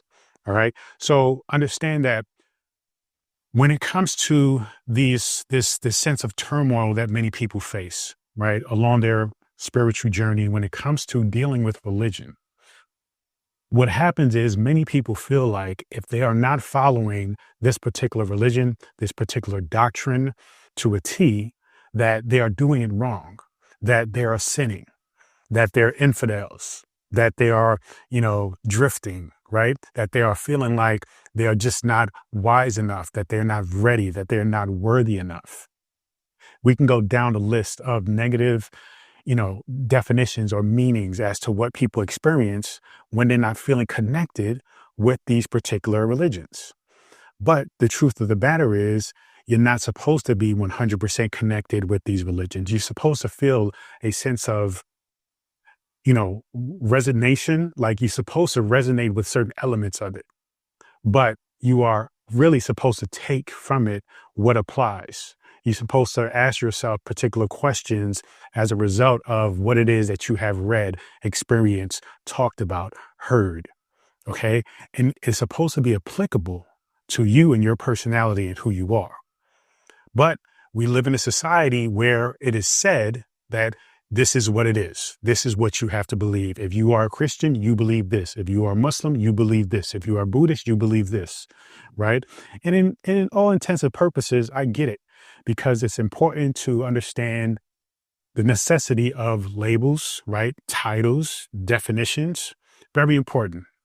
But understand that you, as an infinite being, should not put your spirituality in a box, right? Categorized in a way that helps other people, right? Yes, when it comes to communication, when it comes to dialogue and connection, yes, it is important to know how to communicate to the best of your ability what it is that you believe and what inspires you, right? But when it comes to your own self and communicating with yourself and recognizing what works for you, there is no right way. There is no wrong way. There is only your way. And that is the most important aspect of this whole thing. So it's important to recognize that religion isn't a one size fits all, right? No religion is. Even if you ask two Christians, no matter where they are, you can be two Christians who were taught by the same preacher, reverend, minister, all right? They will give you different answers based on the question because it is coming from their own perspective. And this is one of the pillars of why I say you create your own reality, because it is your consciousness, it is your perspective that thus adds experience, adds meaning to all that you are in exchanging with, interacting with. You see? So when you own that, no matter what your belief systems are, no matter what is taught to you, you will find that your point of view, your definitions, your, understandings are going to be unique. They're going to be special. You see? So when you understand that, that is when you start to recognize that the true essence of what is supposed to happen when people are on a religious journey is that you tap into the spiritual aspects of you being a creator. This is why when you go deeper from a metaphysical standpoint into the sacred texts, the Bible, right, the Quran, all these things, you're going to understand that this is talking about you. It is all talking about you. It is all allegory. It is all symbolism. It is all going back to the source of all that it is that you are experiencing, which is your consciousness. You see, so understand that everybody's path is unique to them. So instead of thinking in terms of, there are many Christian denominations, there are many Islamic denominations, Buddhist denominations, really the truth of the matter is there are infinite denominations. As many people who have existed and will exist, that is how many religions essentially there is. And when you understand that, that is when you start to understand the blurry line that is religion and spirituality, right? You start to understand where that is supposed to take place. This is why I say the religious path isn't a wrong thing to do. It is part of the overall journey, right? It is part of the spiritual path. The spiritual path is the absolute path. And for many of us, religion is part of that. It is the the beginnings of that. You see? So embrace that, recognize that. Don't feel shame about, being brought up in this religious background. Don't feel like you wasted time. No, this was part of who you are today, part of your story, part of what is needed for you to transition into the self-realization of who you are. You see? So you have to examine how religions, though, are necessary in terms of things like structure, right? We talked about identity and communication, and when it comes to labels and understanding, okay, well, many people need to, who are interested in who you are and want to get to know you, right? That's what language is about sharing ideas. And in terms of sharing ideas, especially about spirituality, about God, about the God within you, you have to be able to, place it in frameworks. And that's what communication is about. And that's what labels are about. So some people say, oh, I'm not into labels. Okay, so still explain to me what your belief systems, because I'm fascinated and I want to know, right? So now at that point, you have to share words. And this is when we often say, I'm not religious, I'm spiritual, or I'm spiritual, not religious, which opens up a better, broader conversation for more, right? Because that can mean so much more. That can basically mean anything. For each person is going to be different. So don't feel like when somebody asks you for more information, don't feel like you have to be, defensive. Don't feel like you have to be thrown off about it, just get into it. Just have the conversation. Okay. Because it will also support you in your spiritual growth and your spiritual self-understanding. Recognize also that with religion, it does provide a sense of community. I know for many of us on a spiritual path, community is important. Finding your tribe is important. Okay.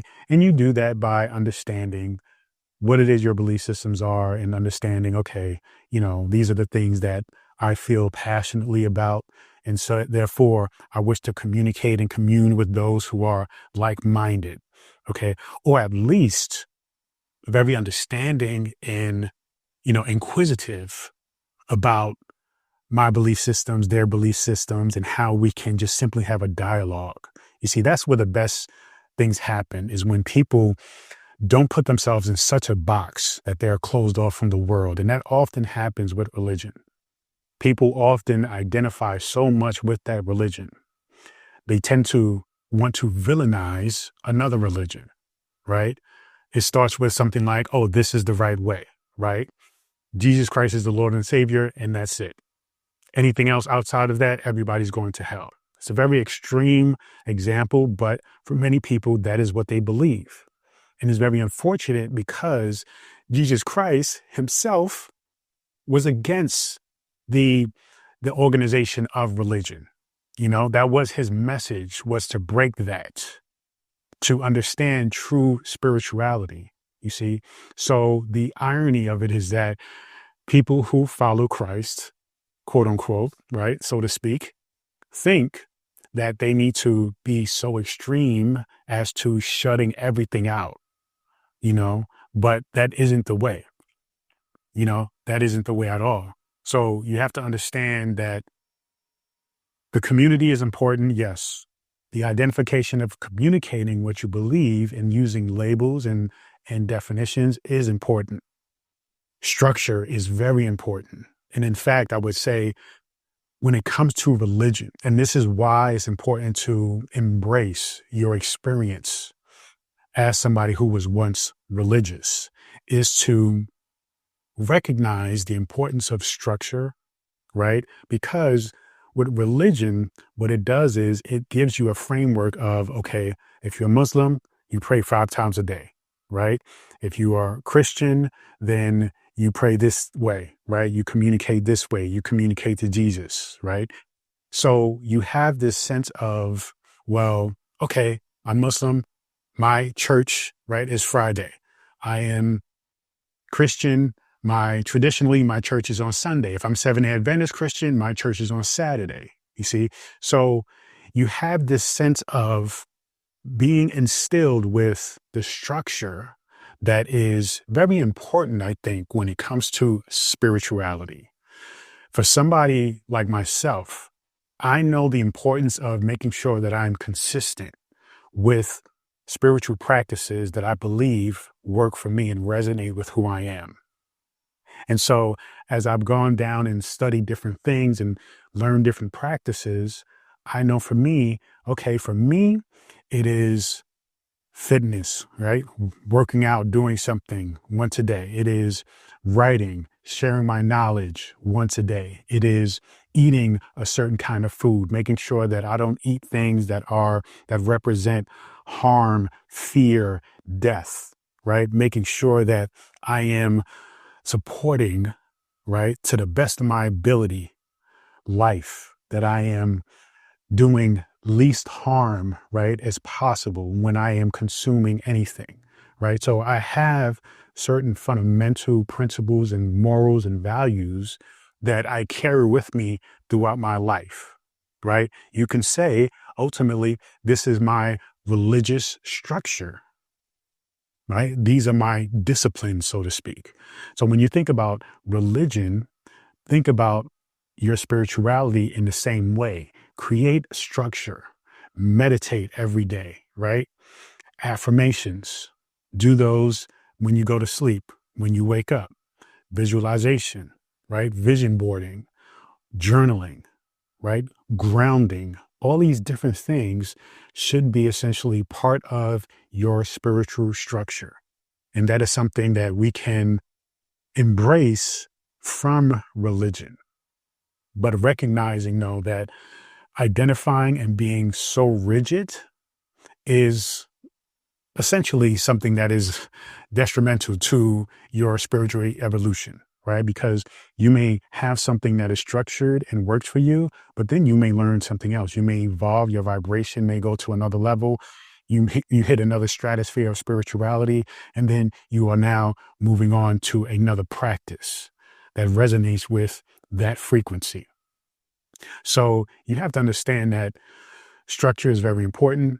Discipline is very important in spirituality. I think spirituality, the community, we often are not structured and disciplined enough, right? We're so airy fairy, flaky, all over the place that we have issues, particularly with manifestation, particularly with mindset, with being focused, with being grounded, but that is part of our journey, right? We have to learn, because what's happening is the world, society, is breaking out of the shell of this rigid framework of religion. Okay. And so, because we are breaking free, we are kind of enjoying that freedom, right? And so we are all over the place, embracing the freedom, enjoying the freedom. But then we have to come to a point where we recognize, yes, though we are free to do whatever we want to do, it is important to create a framework to focus us, direct us, and keep us grounded and on the straight and narrow path of that which we desire. Okay, because this is how you create your reality. Essentially, creating the reality that you want is by focusing. You see, so in order to focus, you essentially have to be structured. You can't just be all over the place and expect to materialize one particular thing, right? If I am only focused on fitness, then I cannot expect finances to be perfect, to be abundant, to be, overflowing. Two different things, right? You have to focus on the things that you desire and make sure that those things are not all over the place. So you require discipline, you require creating habits, right? You require creating a pattern that is consistent with that which you desire. You see, recognize that the main difference, though, between religion and spirituality, religion is rigid. Now remember, religion is very like, this is what somebody experienced. They wrote it down on the text. They passed it down, right, from person to person. It came down to you. Somebody gave you their perspective as to what to do and how to follow this structure. You took it upon yourself, accepted it. So it's very tight, it's very rigid, right? It is a box. But spirituality is very open, very free, right? So you have to understand that the beauty of spirituality, but also at the same time, for lack of a better word, the difficulty is that you have to be the kind of person that is strong minded, that is strong willed. Because with religion, you see, it tells you what to do. Religion points you in a direction and it gives you the framework that somebody else has already created. And it says, this is the way, do it this way. And a lot of people are very lax and very lazy and they accept it. Okay. Now we have accepted it as children because we didn't know better. And many people continue to accept it, knowing that there are other options and possibilities. They continue to accept it because they are too lazy to challenge the status quo, to challenge and question the possibility that what they were given was probably wrong. And when I say wrong, I mean wrong for them, right? It may not be their truth on a conscious level. And so when you think about, okay, well, we need to challenge this, we need to question this. And many times people just cannot do that. They just want to accept it and say, okay, this is what it is. I'm accepting it. This is the way. Hopefully I make it to heaven and hell. That's it, right? And I make it to heaven and not hell, excuse me. And that's it, right? But somebody who is on a spiritual journey and is broken free from that framework, they are true adventurers. They are going out and exploring all of the possibilities. They are strong-minded. They have to be, because it requires a certain kind of faith in oneself, a certain kind of faith in their ability to recognize that everything is okay. You see, that everything is in alignment and their path is meant for them as long as they follow their curiosity, follow their passions, follow their heart. And so as you are on this journey of spirituality, there is a few layers of feeling like there may be some conflict. First, you're in conflict with the old paradigm of these old belief systems that were given to you that you did not choose. Now you're at a point where you're recognizing that this does not resonate with who you are and you have questions and you have desires to explore something else, but your subconscious is stuck in this kind of way of thinking, feeling guilt because if you're not thinking in this rigid way, you're probably going to go to hell, right? But then you are understanding that, wait a minute, I'm starting to hear, and you're starting to hear things that are starting to resonate with you, right? That hell is not a place we go to after we die, but hell is a mindset. And you're recognizing the correlation between hell being a mindset and your current life and not feeling fulfilled and not feeling happy, even though this religion has told you that this is the way and you should be happy. So you're starting to see the correlations and seeing how things are just not making sense. And so as you go, further and you explore, you start to find things that resonate with you and start to bring joy and happiness to your life. And thus that is allowing you to feel more free, right? Because you have to recognize spirituality, it is freedom. Spirituality, it is about self-acceptance. It is about self-love. It's not about rigid frameworks that tell you, right, you're a sinner, that tell you that if you don't do this, you're going to hell, right? But in spirituality, there is none of that. There is only pure acceptance and acknowledging the divinity within you and your ability to create your own reality. So the very important thing to get from this is that though we can recognize the benefits, the aspects of religion, of this structure, right, of this sense of community, this sense of identity, the irony is we should not identify with it as the only way. There are infinite ways. And when you embrace your way, then you transition from somebody who is religious to somebody who is spiritual. You transition from somebody who is in this framework where things are rigid, where things are boxed in, to a framework where things are open, where things are free, where there is love, where you're not going from having a fear of God, to recognizing that God is love, that you are one with God. You see? So the point here is to transition from a framework of rigidity, from fear, to one of freedom and one of love. What is your relationship with religion? Many of us who are on this spiritual journey, especially a conscious spiritual journey, have started from religion, started from really taking a deep look within yourself and understanding that something needed to be aligned or something was misaligned. And for me personally, as a teenager, I understood that I wanted to have a deeper connection with God, with the Creator. And I only knew that in order for me to do that, I had to go in the direction of studying religion.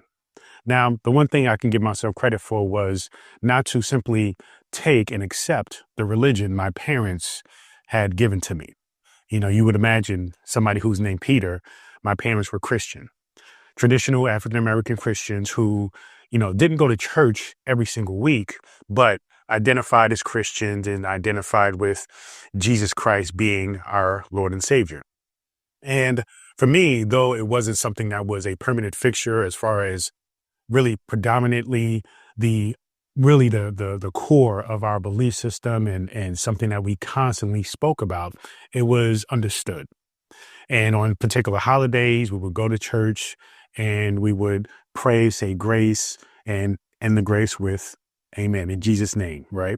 So I understood that Christianity was ultimately our foundation as a family.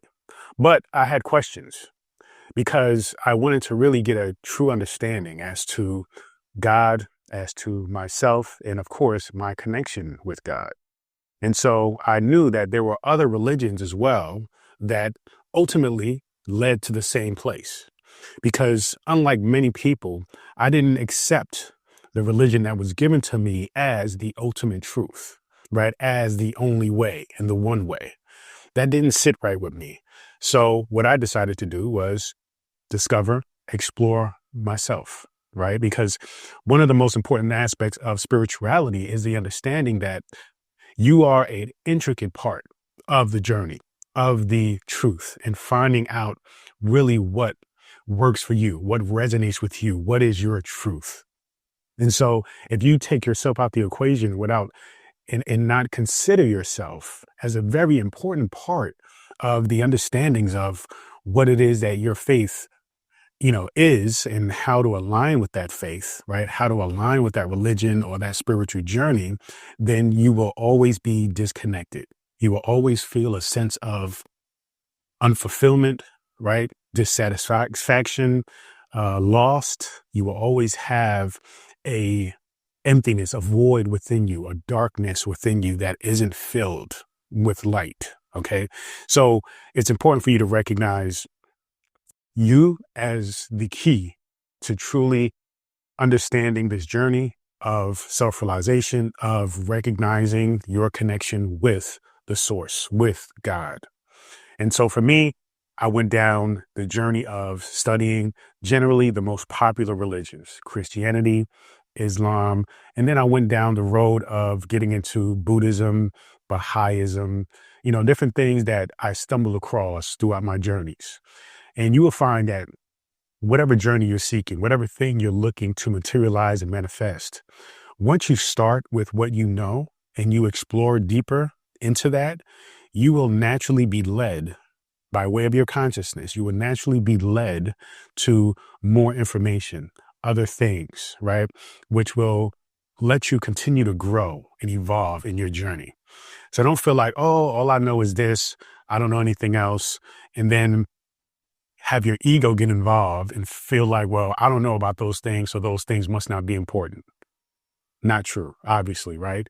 You want to allow yourself to go to a place of really having perspective and gaining knowledge and wisdom and understanding of different faiths, different belief systems, different points of view. Because when you are dialed in, when you are at a point in your life where you connect with something, you resonate with it completely, and it is your path, the other things will actually reinforce that, right? The other things will actually support you in your decided belief system that resonates with who you are.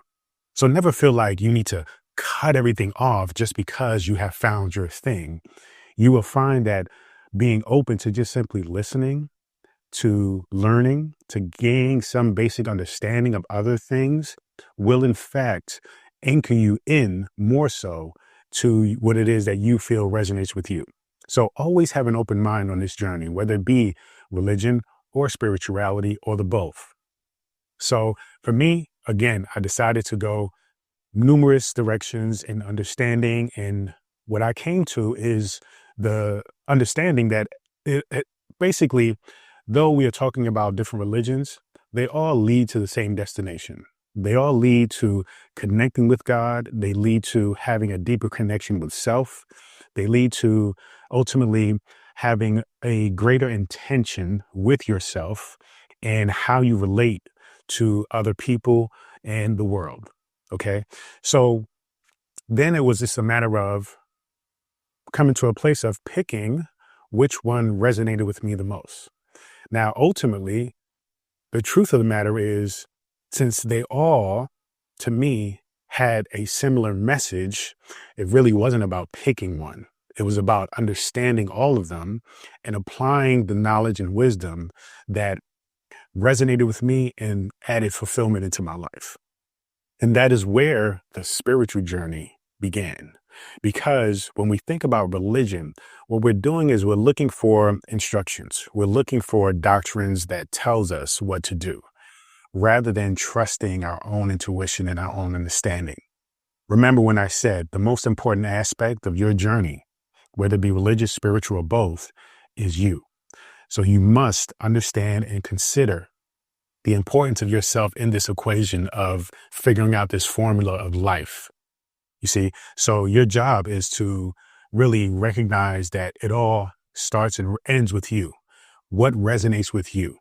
Instead of just simply accepting something else that resonates with another person as your truth.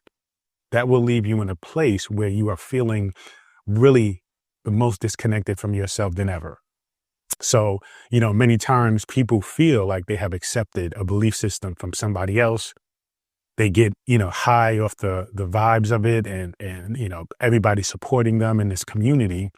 But then later on, there's a disconnection. And that's what I experienced, when it came to a particular sect of Christianity, where I understood it, but it didn't resonate with me in the long term because there were a lot of things that were taught to me that really added shame in my life, added guilt in my life, when they were in fact natural, right? Things, urges, desires.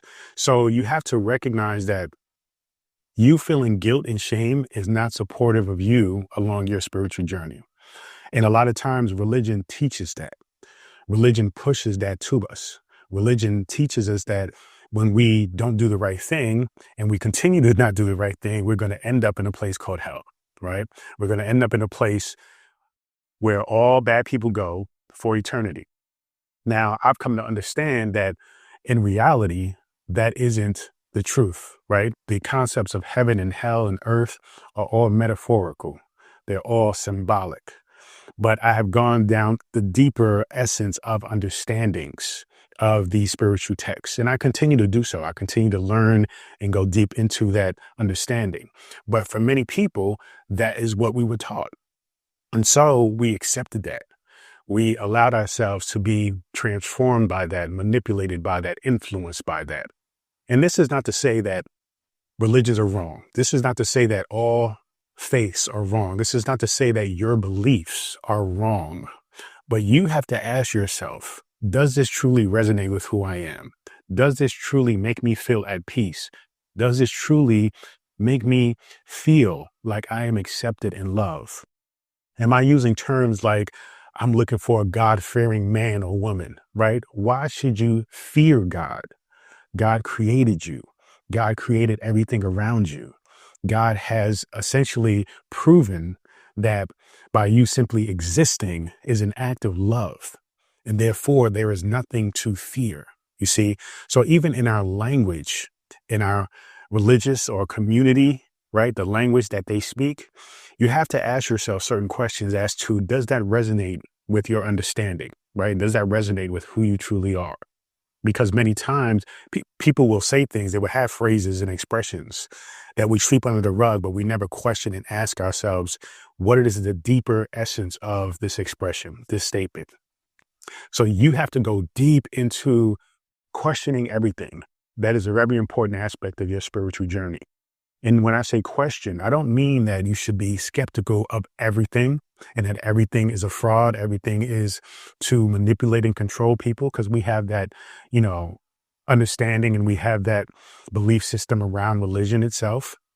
Now, yes, I believe that people have used it to manipulate people, the masses, but I also believe if you are somebody who is taking it seriously and you go deep within the material, right? The text, whether it be the Bible, the Quran, if you go deep within those things and you go beyond the superficial, literal, right, readings, then you can see the truth within it all.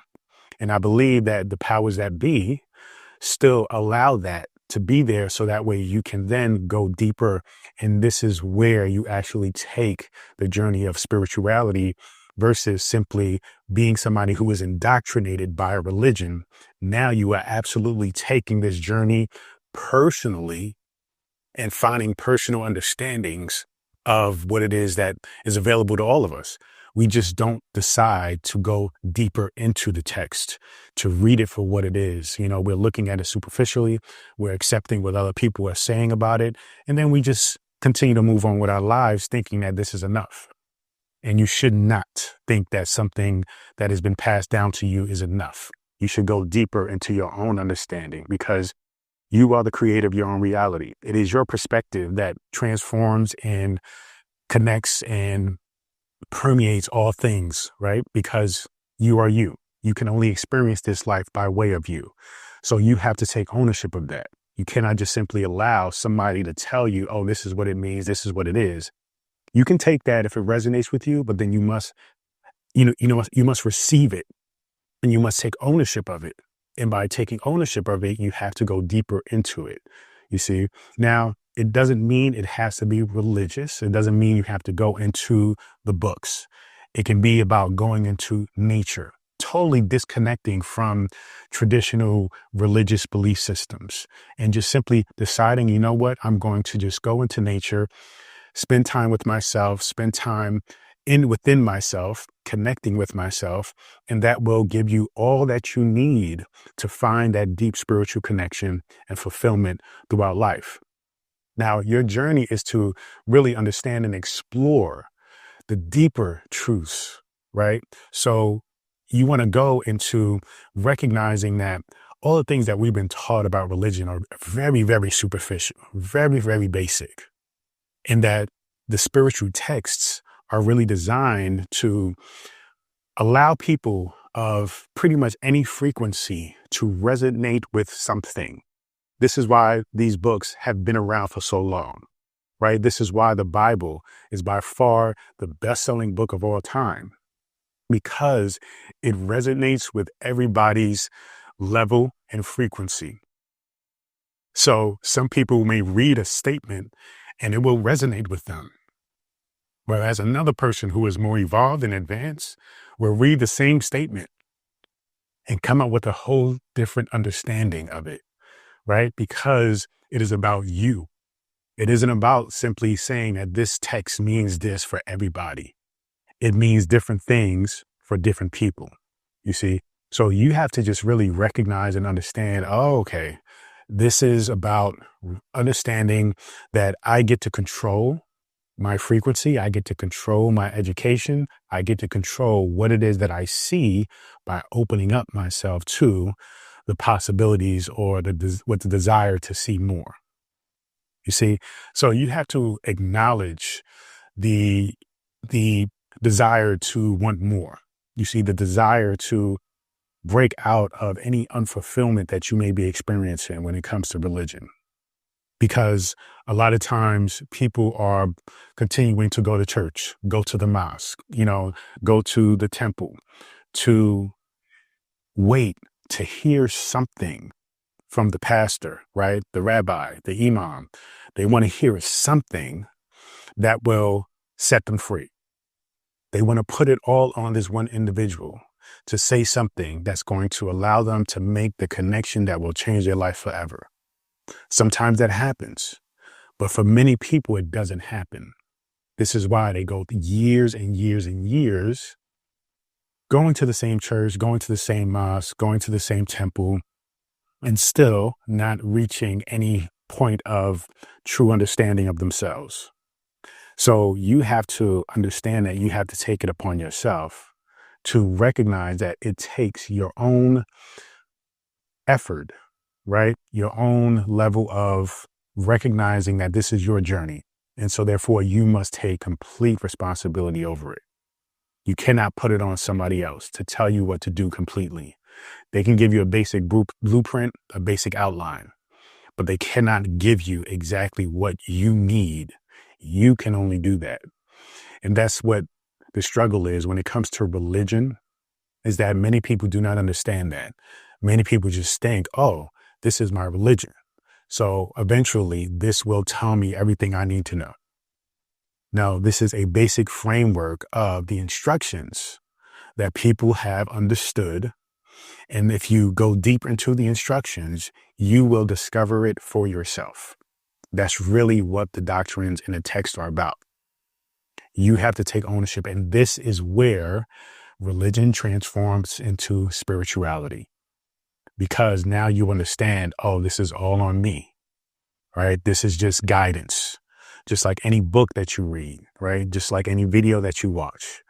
They can tell you, inform you, right? Give you understanding of the concept, and you can understand it conceptually, but it still hasn't permeated your essence yet, because you have to apply and change, manipulate. You have to change some things and customize it based on who you are. And remember, there is only one you.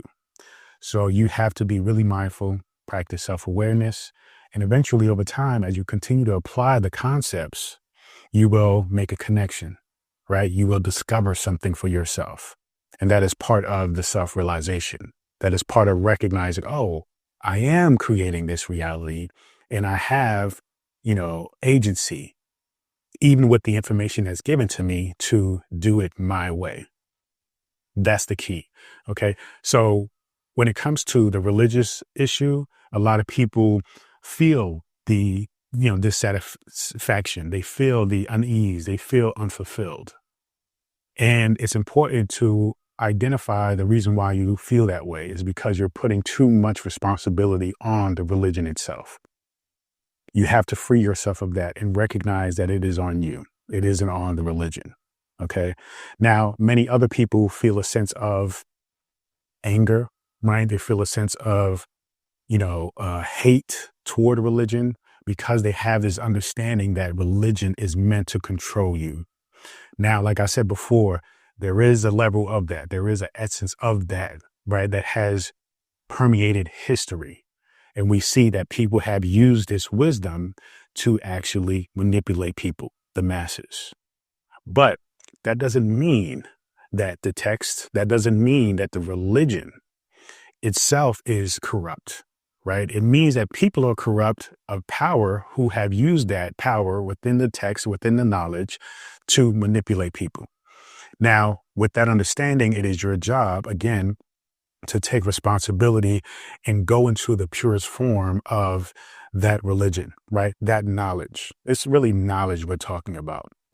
Now, religion is just simply, formalizing it and making it a system of rituals, of things to do, right? And when to do it. That's essentially what religion is.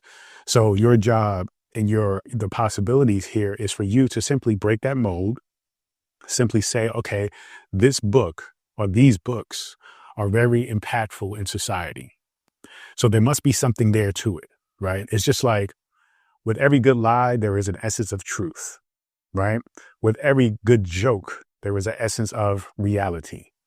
So within the context of religion, with all that's going on with religion and all your belief systems about it, you have to identify that still there is something to these texts. And so you have to go deeper beyond what everybody else is doing. That's the key too, is recognizing, well, if the masses are being manipulated, why are they being manipulated by this religion? It is simply because the masses are usually not willing to do the work. They're not willing to dive deeper. As a group, people tend to be pretty ignorant, right? They tend to do what's called like they just follow in groups and they just follow along. But individuals, on the other hand, are very wise and very smart.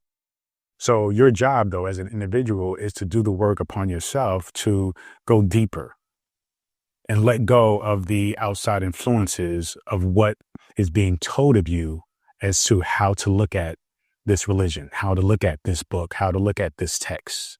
You see?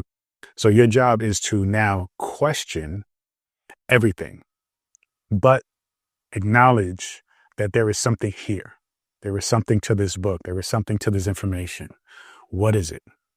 And then go and take your own journey. Try to let go, try to forgive all of the negativity that you have associated with it, and let go of the religious contexts, and then apply spirituality to the information. That will allow you to see and gain the wisdom on a deeper level. But now you have to reprogram, you have to reframe, you have to forgive all of that negativity that you was like really attached to at one point in your life, even now maybe, and allow yourself to say, okay, well, there's something here. There must be something here, right? Or you can just simply let it go altogether and recognize, okay, you had enough of that life and that you want to experience other belief systems, right? And that is okay too. But the thing is recognizing your relationship with religion, because if you are holding on to a particular belief system, just like anything, a belief system that does not serve you, it will eventually harm you. You will eventually harm yourself unless you deal with it, heal from it, and let it go. There are a lot of people who consider themselves spiritually conscious, but yet they're holding on to lots of anger. They're holding on to lots of trauma, and it is associated with their religious experiences. As long as you are holding on to negativity, hate, anger, no matter toward what it is hurting you. So you must forgive that situation, forgive yourself for having that experience, let go of it in order for you to heal and move on and truly allow yourself to embrace the knowledge and wisdom and experiences that you're currently having. Because the anger, the pain, the hurt, the shame, the guilt is in fact decreasing the amount of joy that you can truly experience in your current, situation or your current journey. You see, you're carrying around that baggage on a long journey of spirituality, which won't serve you. So you have to drop those bags and let them go in order for you to truly walk this path free and happy and joyful. So ultimately, what you want to do is ask yourself, what is your relationship to your religion? What is your relationship to religion in general? Okay.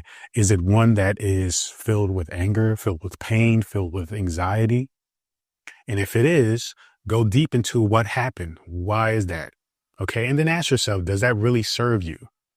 Because there is information, there is text, there is great wisdom, right, in these books. Now, as somebody who doesn't identify with a particular religion, I am open to simply looking at the wisdom for what it is. And that's why I gain that wisdom. But if you are shut off, if you are closed-minded toward those things, you are essentially shutting off yourself from great wisdom, right? Just like in life in general. It's okay to say, well, that's not my thing, but I'm curious, and if you're curious and you say, okay, I get it, I'm still going to go do my thing because I prefer that. You are at least coming from a place of wisdom, of true understanding and perspective because you have seen, right, what's out there. And it gives you the insight to have a educated point of view. You see what I mean? So your job is to really just don't close yourself off from any aspects of life. Of course, the obvious things, yes, but like when you are talking about this spiritual journey, it is important to be on the path, be focused on your path, but also acknowledge that and understand that there is an important element to respecting, right? And understanding other paths because that in itself is a very imperative aspect of your path, if that makes sense. Respect other paths, respect other people, right? Don't discourage them from studying what they want to study. Don't disrespect them for being and identifying with a particular religion or faith. Recognize that just as you are on a particular path and you want people to respect you, you respect them. And then even inquire a little bit. What is it for them that resonates with that path? You see, just to give you insight because it does support you on your own path. Trust me when I tell you. So I want to just leave you with that question. What is your relationship with religion, with your current religion, with any religion that like really sticks out for you, that really has impacted your life for worse or for good, and just really go into religion, recognizing too that religion was and is the stepping stone. It is the launch pad, right, for many of us on this spiritual journey. And so for myself, I've never been one to discredit or to dismiss religion or to hate on religion because I know that without it, I wouldn't be where I am now for most of us. And that is what this whole thing is about. It is a beginning part of the journey. It is like the origin story as to who you are now for many people. So with that being said, use that as an opportunity to heal from the hate, from the trauma, from the pain that you may associate with religion. Let that go, recognizing that that was necessary for you to be where you are now along your spiritual path. We are all on this spiritual journey. Some people identify that spiritual journey with simply just being religious. But being spiritual is more than that. Religion is just a aspect. It is a section, like a fragment of the entirety of the journey. And that journey is really about coming into the self-realization as to who you are, right? And I'm not talking about who you are when it comes to your ego or your personality, even though those are parts of it, but ultimately who you are as to being the creator of your universe, of your reality, of your perspective. And when you understand that, then you recognize your power and your ability to actually create the life that you desire. All right. So I've done maybe the last 5 videos before this one were exclusively focused on that journey of being somebody who was religious or identified with a particular religion, and you have gone through a transformation of, questioning, of even experiencing trauma, programming, experiencing anger, resentment, right, toward religion, and feeling like religion has been used to manipulate people, religion has been used to control the masses and that nature. And I hope I helped to support you in recognizing that though those experiences are valid and they may be true, we have to understand that what you have gone through was needed for you to be where you are now in this current moment, and to be who you are presently unfolding into, right? You are this person because you had to go through that journey of unfoldment to be the person you are now, and to continue on to the person that you're meant to be, right? Whom you truly are. So I hope that the videos I've shared with you has supported you on this journey. But we're going to get more deeply into the connection or the conversation about God, right? What is God really? What is God from a religious standpoint? What is God from a spiritual standpoint? Are they completely different? Is there a blurry line? Are they one and the same? Right? So it's important to ask these questions because for me personally, my journey started with wanting to become closer with God. And the only way I knew how to do that at the time, over 30 years ago, was through religion. And for me, though, I decided that I was going to not just accept one religion as my way because my parents were this religion or my family members were this religion, but that I was going to actively study and look into various religions, right? So you started with the big three, right? You start with Christianity, Islam, Judaism, and then you go into Buddhism, right? That was my journey, right? So for you, it could be different. And you may only have said, okay, I'm going to just go this path because this is the path that I'm familiar with. And there's nothing wrong with that. But you're currently at a position, at a place where you are asking more questions, right?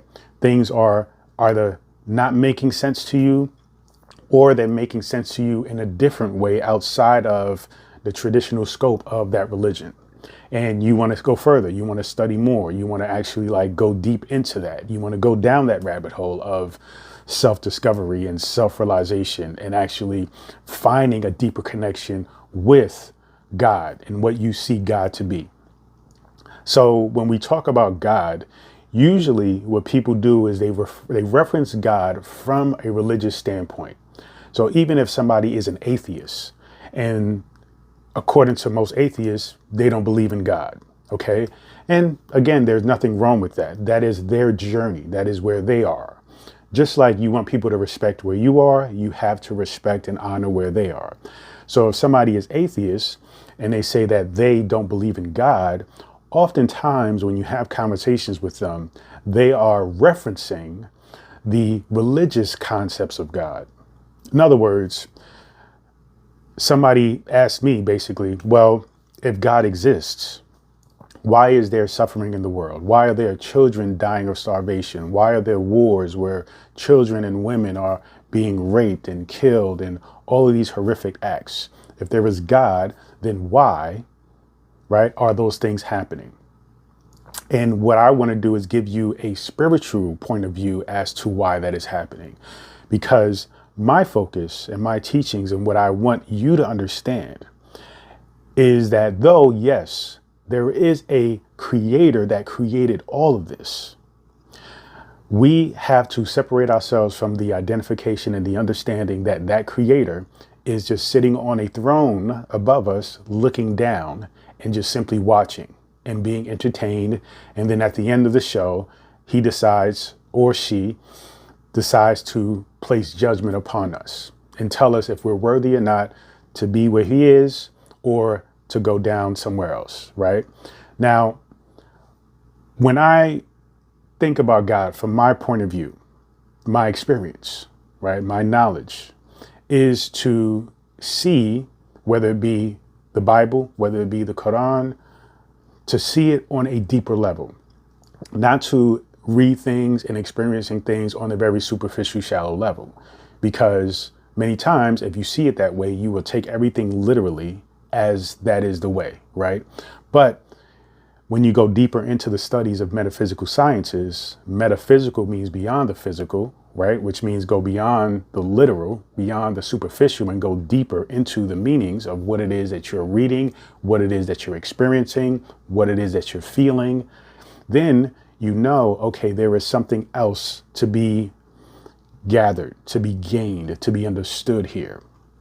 And so when people reference God, whether they believe in God or don't believe in God, it is usually from a religious standpoint. When I reference God, it is from a spiritual standpoint.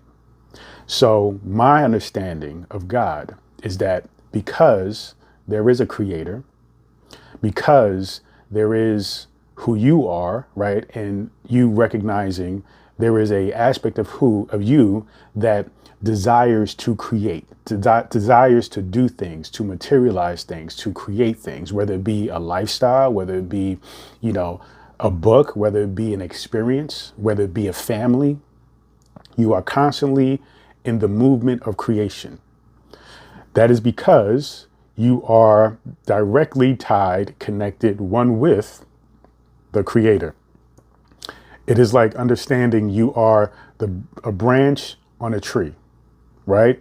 You may move, right? The wind may move you a certain way. You may blossom a fruit, right?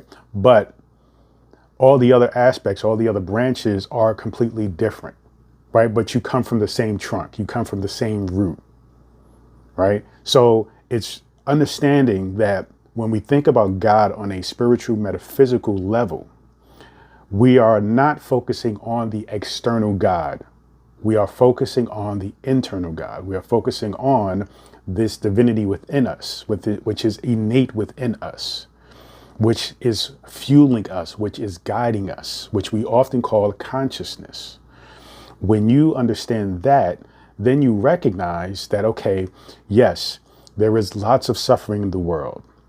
Though there is less suffering in the world today than there is ever before in history of time, right? Especially the history of human species existing here. It's just that we see it more and more often. But that doesn't negate the fact that there's still suffering. So why is there suffering? That is because it is not because there is an external God or there is not a God at all. It is because we are not living up to our divine potential. We're not being who we are supposed to be. We're not tapping into the God within us that says, this is wrong, this is unjust, this is not fair. We must treat these people, right, as if we would treat ourselves, as if we would treat our children, our mother, our father, the people that we love. So it is not because God doesn't care or God doesn't exist. You are only thinking that way because you're referring to an external God. Now, when you are understanding the internal, right, divinity, the internal, the God within you, and you are connected with that, then you recognize that, hey, if I get deeper into this divine power, then I have influence, I have say, right? And now some people have the whole conversation about, well, one person isn't enough. This process of spirituality is one of creating your own reality. And you cannot influence other individuals directly, but you can influence them by the ways in which you are being. So if you are being somebody who is proactive, who is doing all you can to create the reality that you want for yourself and the reality that those around you want, right, by just simply showing them and being an example for them, then you are doing your part. The more we do that, the more we as individuals focus on creating a reality for ourselves of peace, of love, of kindness, of joy, of laughter, right? Then we spread that out to other people. Just like I am sharing my knowledge with you here, you will begin to share your knowledge with other people. If not directly, you will do it simply by existing, by being in the same space, by them witnessing and seeing who you are. So the responsibility of fixing this suffering in the world is not up to the idea of an external God. It is up to us. It is up to the God within us. And when we all do that collectively, then we can completely eradicate suffering, right? Any kinds of trauma, war, right? Poverty, starvation, all those things can be dealt with. But it is because we are all collectively not dialed in yet to our divine power. And it is happening. It is a process. It is part of our evolution, you see? So it is going to take time.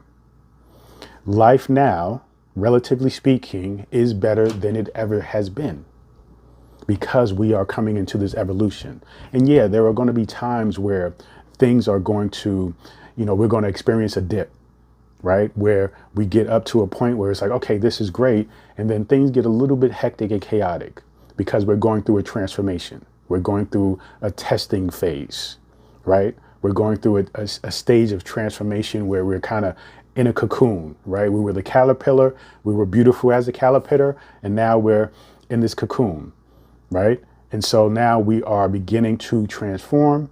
Transformation sometimes takes some chaos. It takes some pain, some suffering. But then we experience a level of breakthrough. And then we transform into the butterfly. So your job is not to really focus on this external concept of God as if that is going to save you.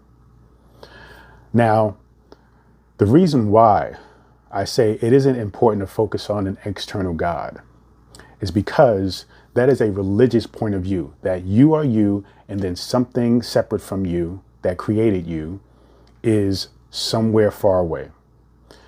Metaphysically, spiritually, that is not the case.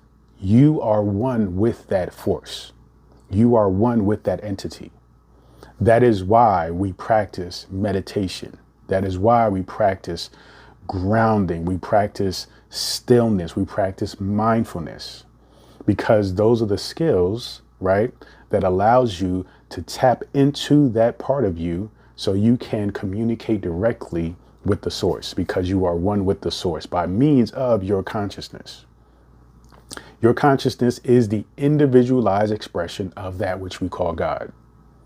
So when you take ownership of that and you take ownership of listening to your conscious, right, feeling like, oh, I should go help this person.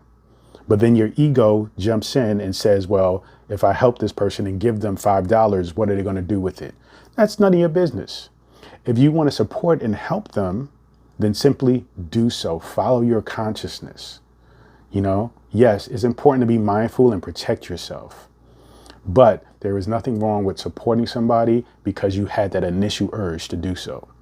And then you can help them, and then they can maybe get to a place where they can help others. But it is by showing love, compassion, empathy to each other that we begin to spread that sense of love out into the world. And it is happening. I want to reiterate that. It is happening.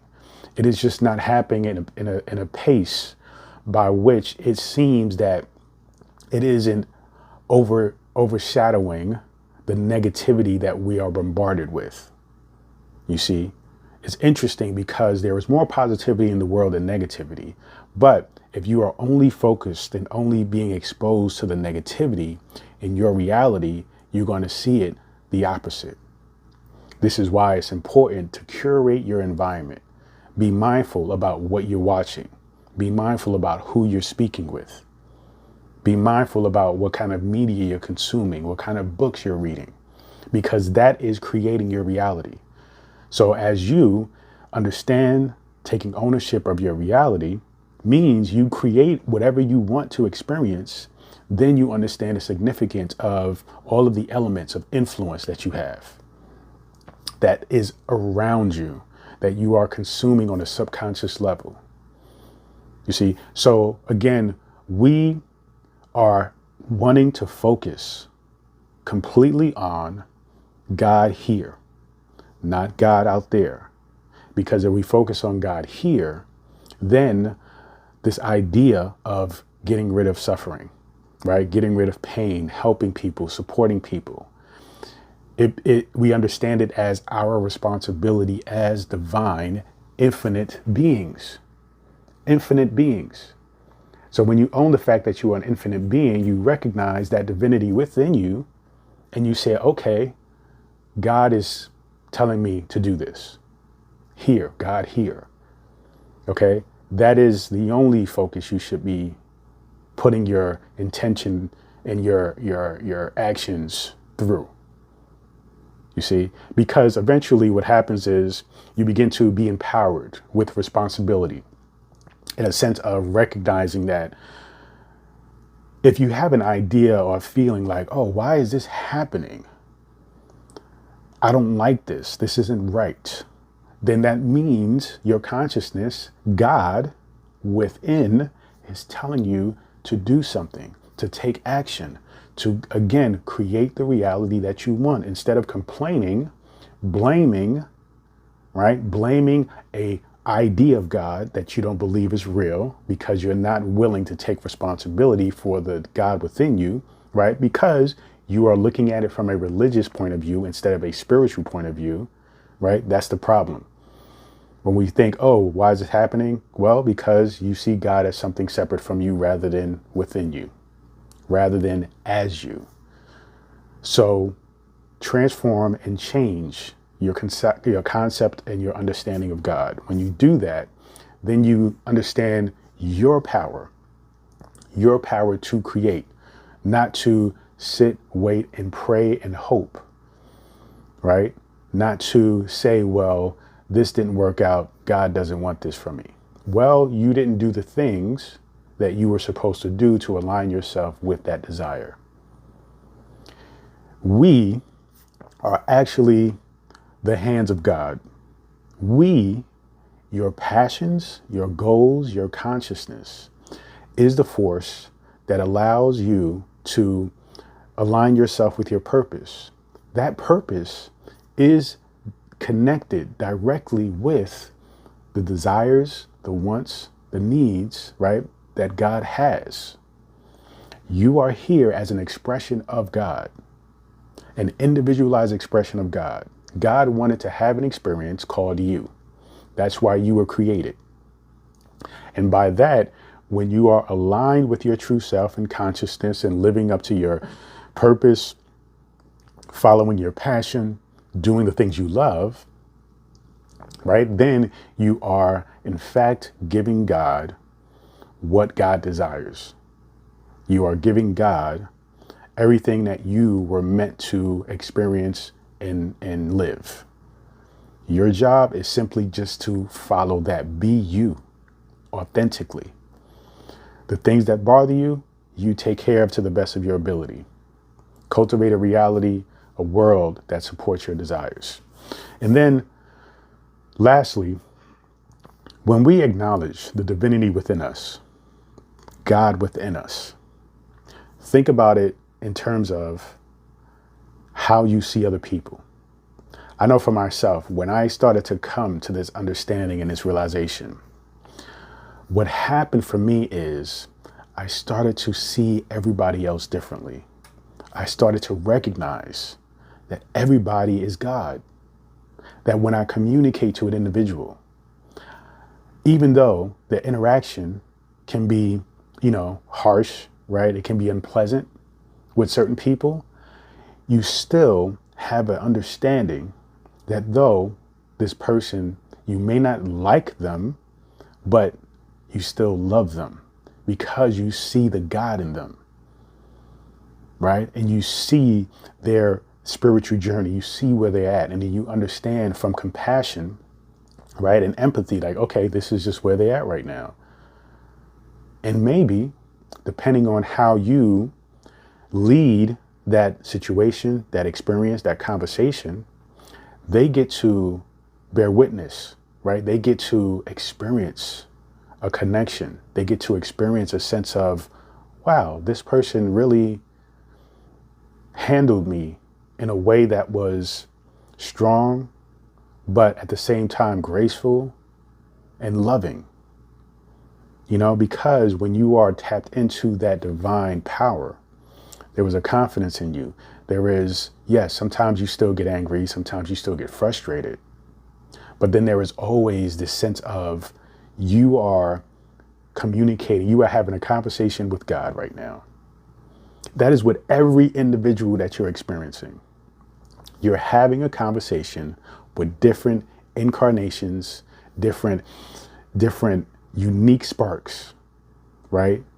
Unique characters that come and that were created by God, that is God. So it just changes and blows your whole mind when you think about it that way. And so you realize that, hey, this person, I don't like them, but I love them, right? And it changes the nature of the relationship because your energy toward them is completely different. So when we go into the world, I'm somebody that gets along with everybody because I see them this way because I recognize that divine power that is them to the core. Now, yes, there are many layers that are on top. There are many things that are covering up that divinity, ego, pain, suffering, right? Biases, racism, you know, those things are basically evidence of them being hurt, not being able to, tap into that divine power right now, not being able to understand it or comprehend that power. And because they are not tapped into that power, it expresses itself as negative emotions, negative thoughts, pain, suffering, depression, anger. And so when somebody communicates from that place, they have outbursts and they take it out directed towards you. Do not let them lead you. Do not let them control your space, your peace. You have to recognize that is their stuff. And what you want to do is you want to show them the beauty of being spiritual, show them the beauty of understanding who you are and how they can actually begin to see themselves and be for themselves and captivate that sense of peace. So when you really understand the difference between seeing God from a religious standpoint to seeing God from a spiritual standpoint, then you have not only a more beautiful, deep connection with yourself, but a truly deep connection with everybody you exchange with. And why is that? That is because you truly understand oneness. You truly understand that we are all literally one. God created all of this. That means God is all of this. You are included in that. They are included in that. So when you are being, right, in your space, living from your perspective, your consciousness, you have to recognize the oneness that is all here, the godness, right, the godliness that exists and surrounds you. Once you do that, it shifts everything. It shifts how you perceive events, situations, obstacles, challenges, people, trauma. It changes it all because you recognize that it is all for you. It's not against you. It is not trying to stop you. It is all for you, to support you, to wake you up. So wake up. All right. Wake up.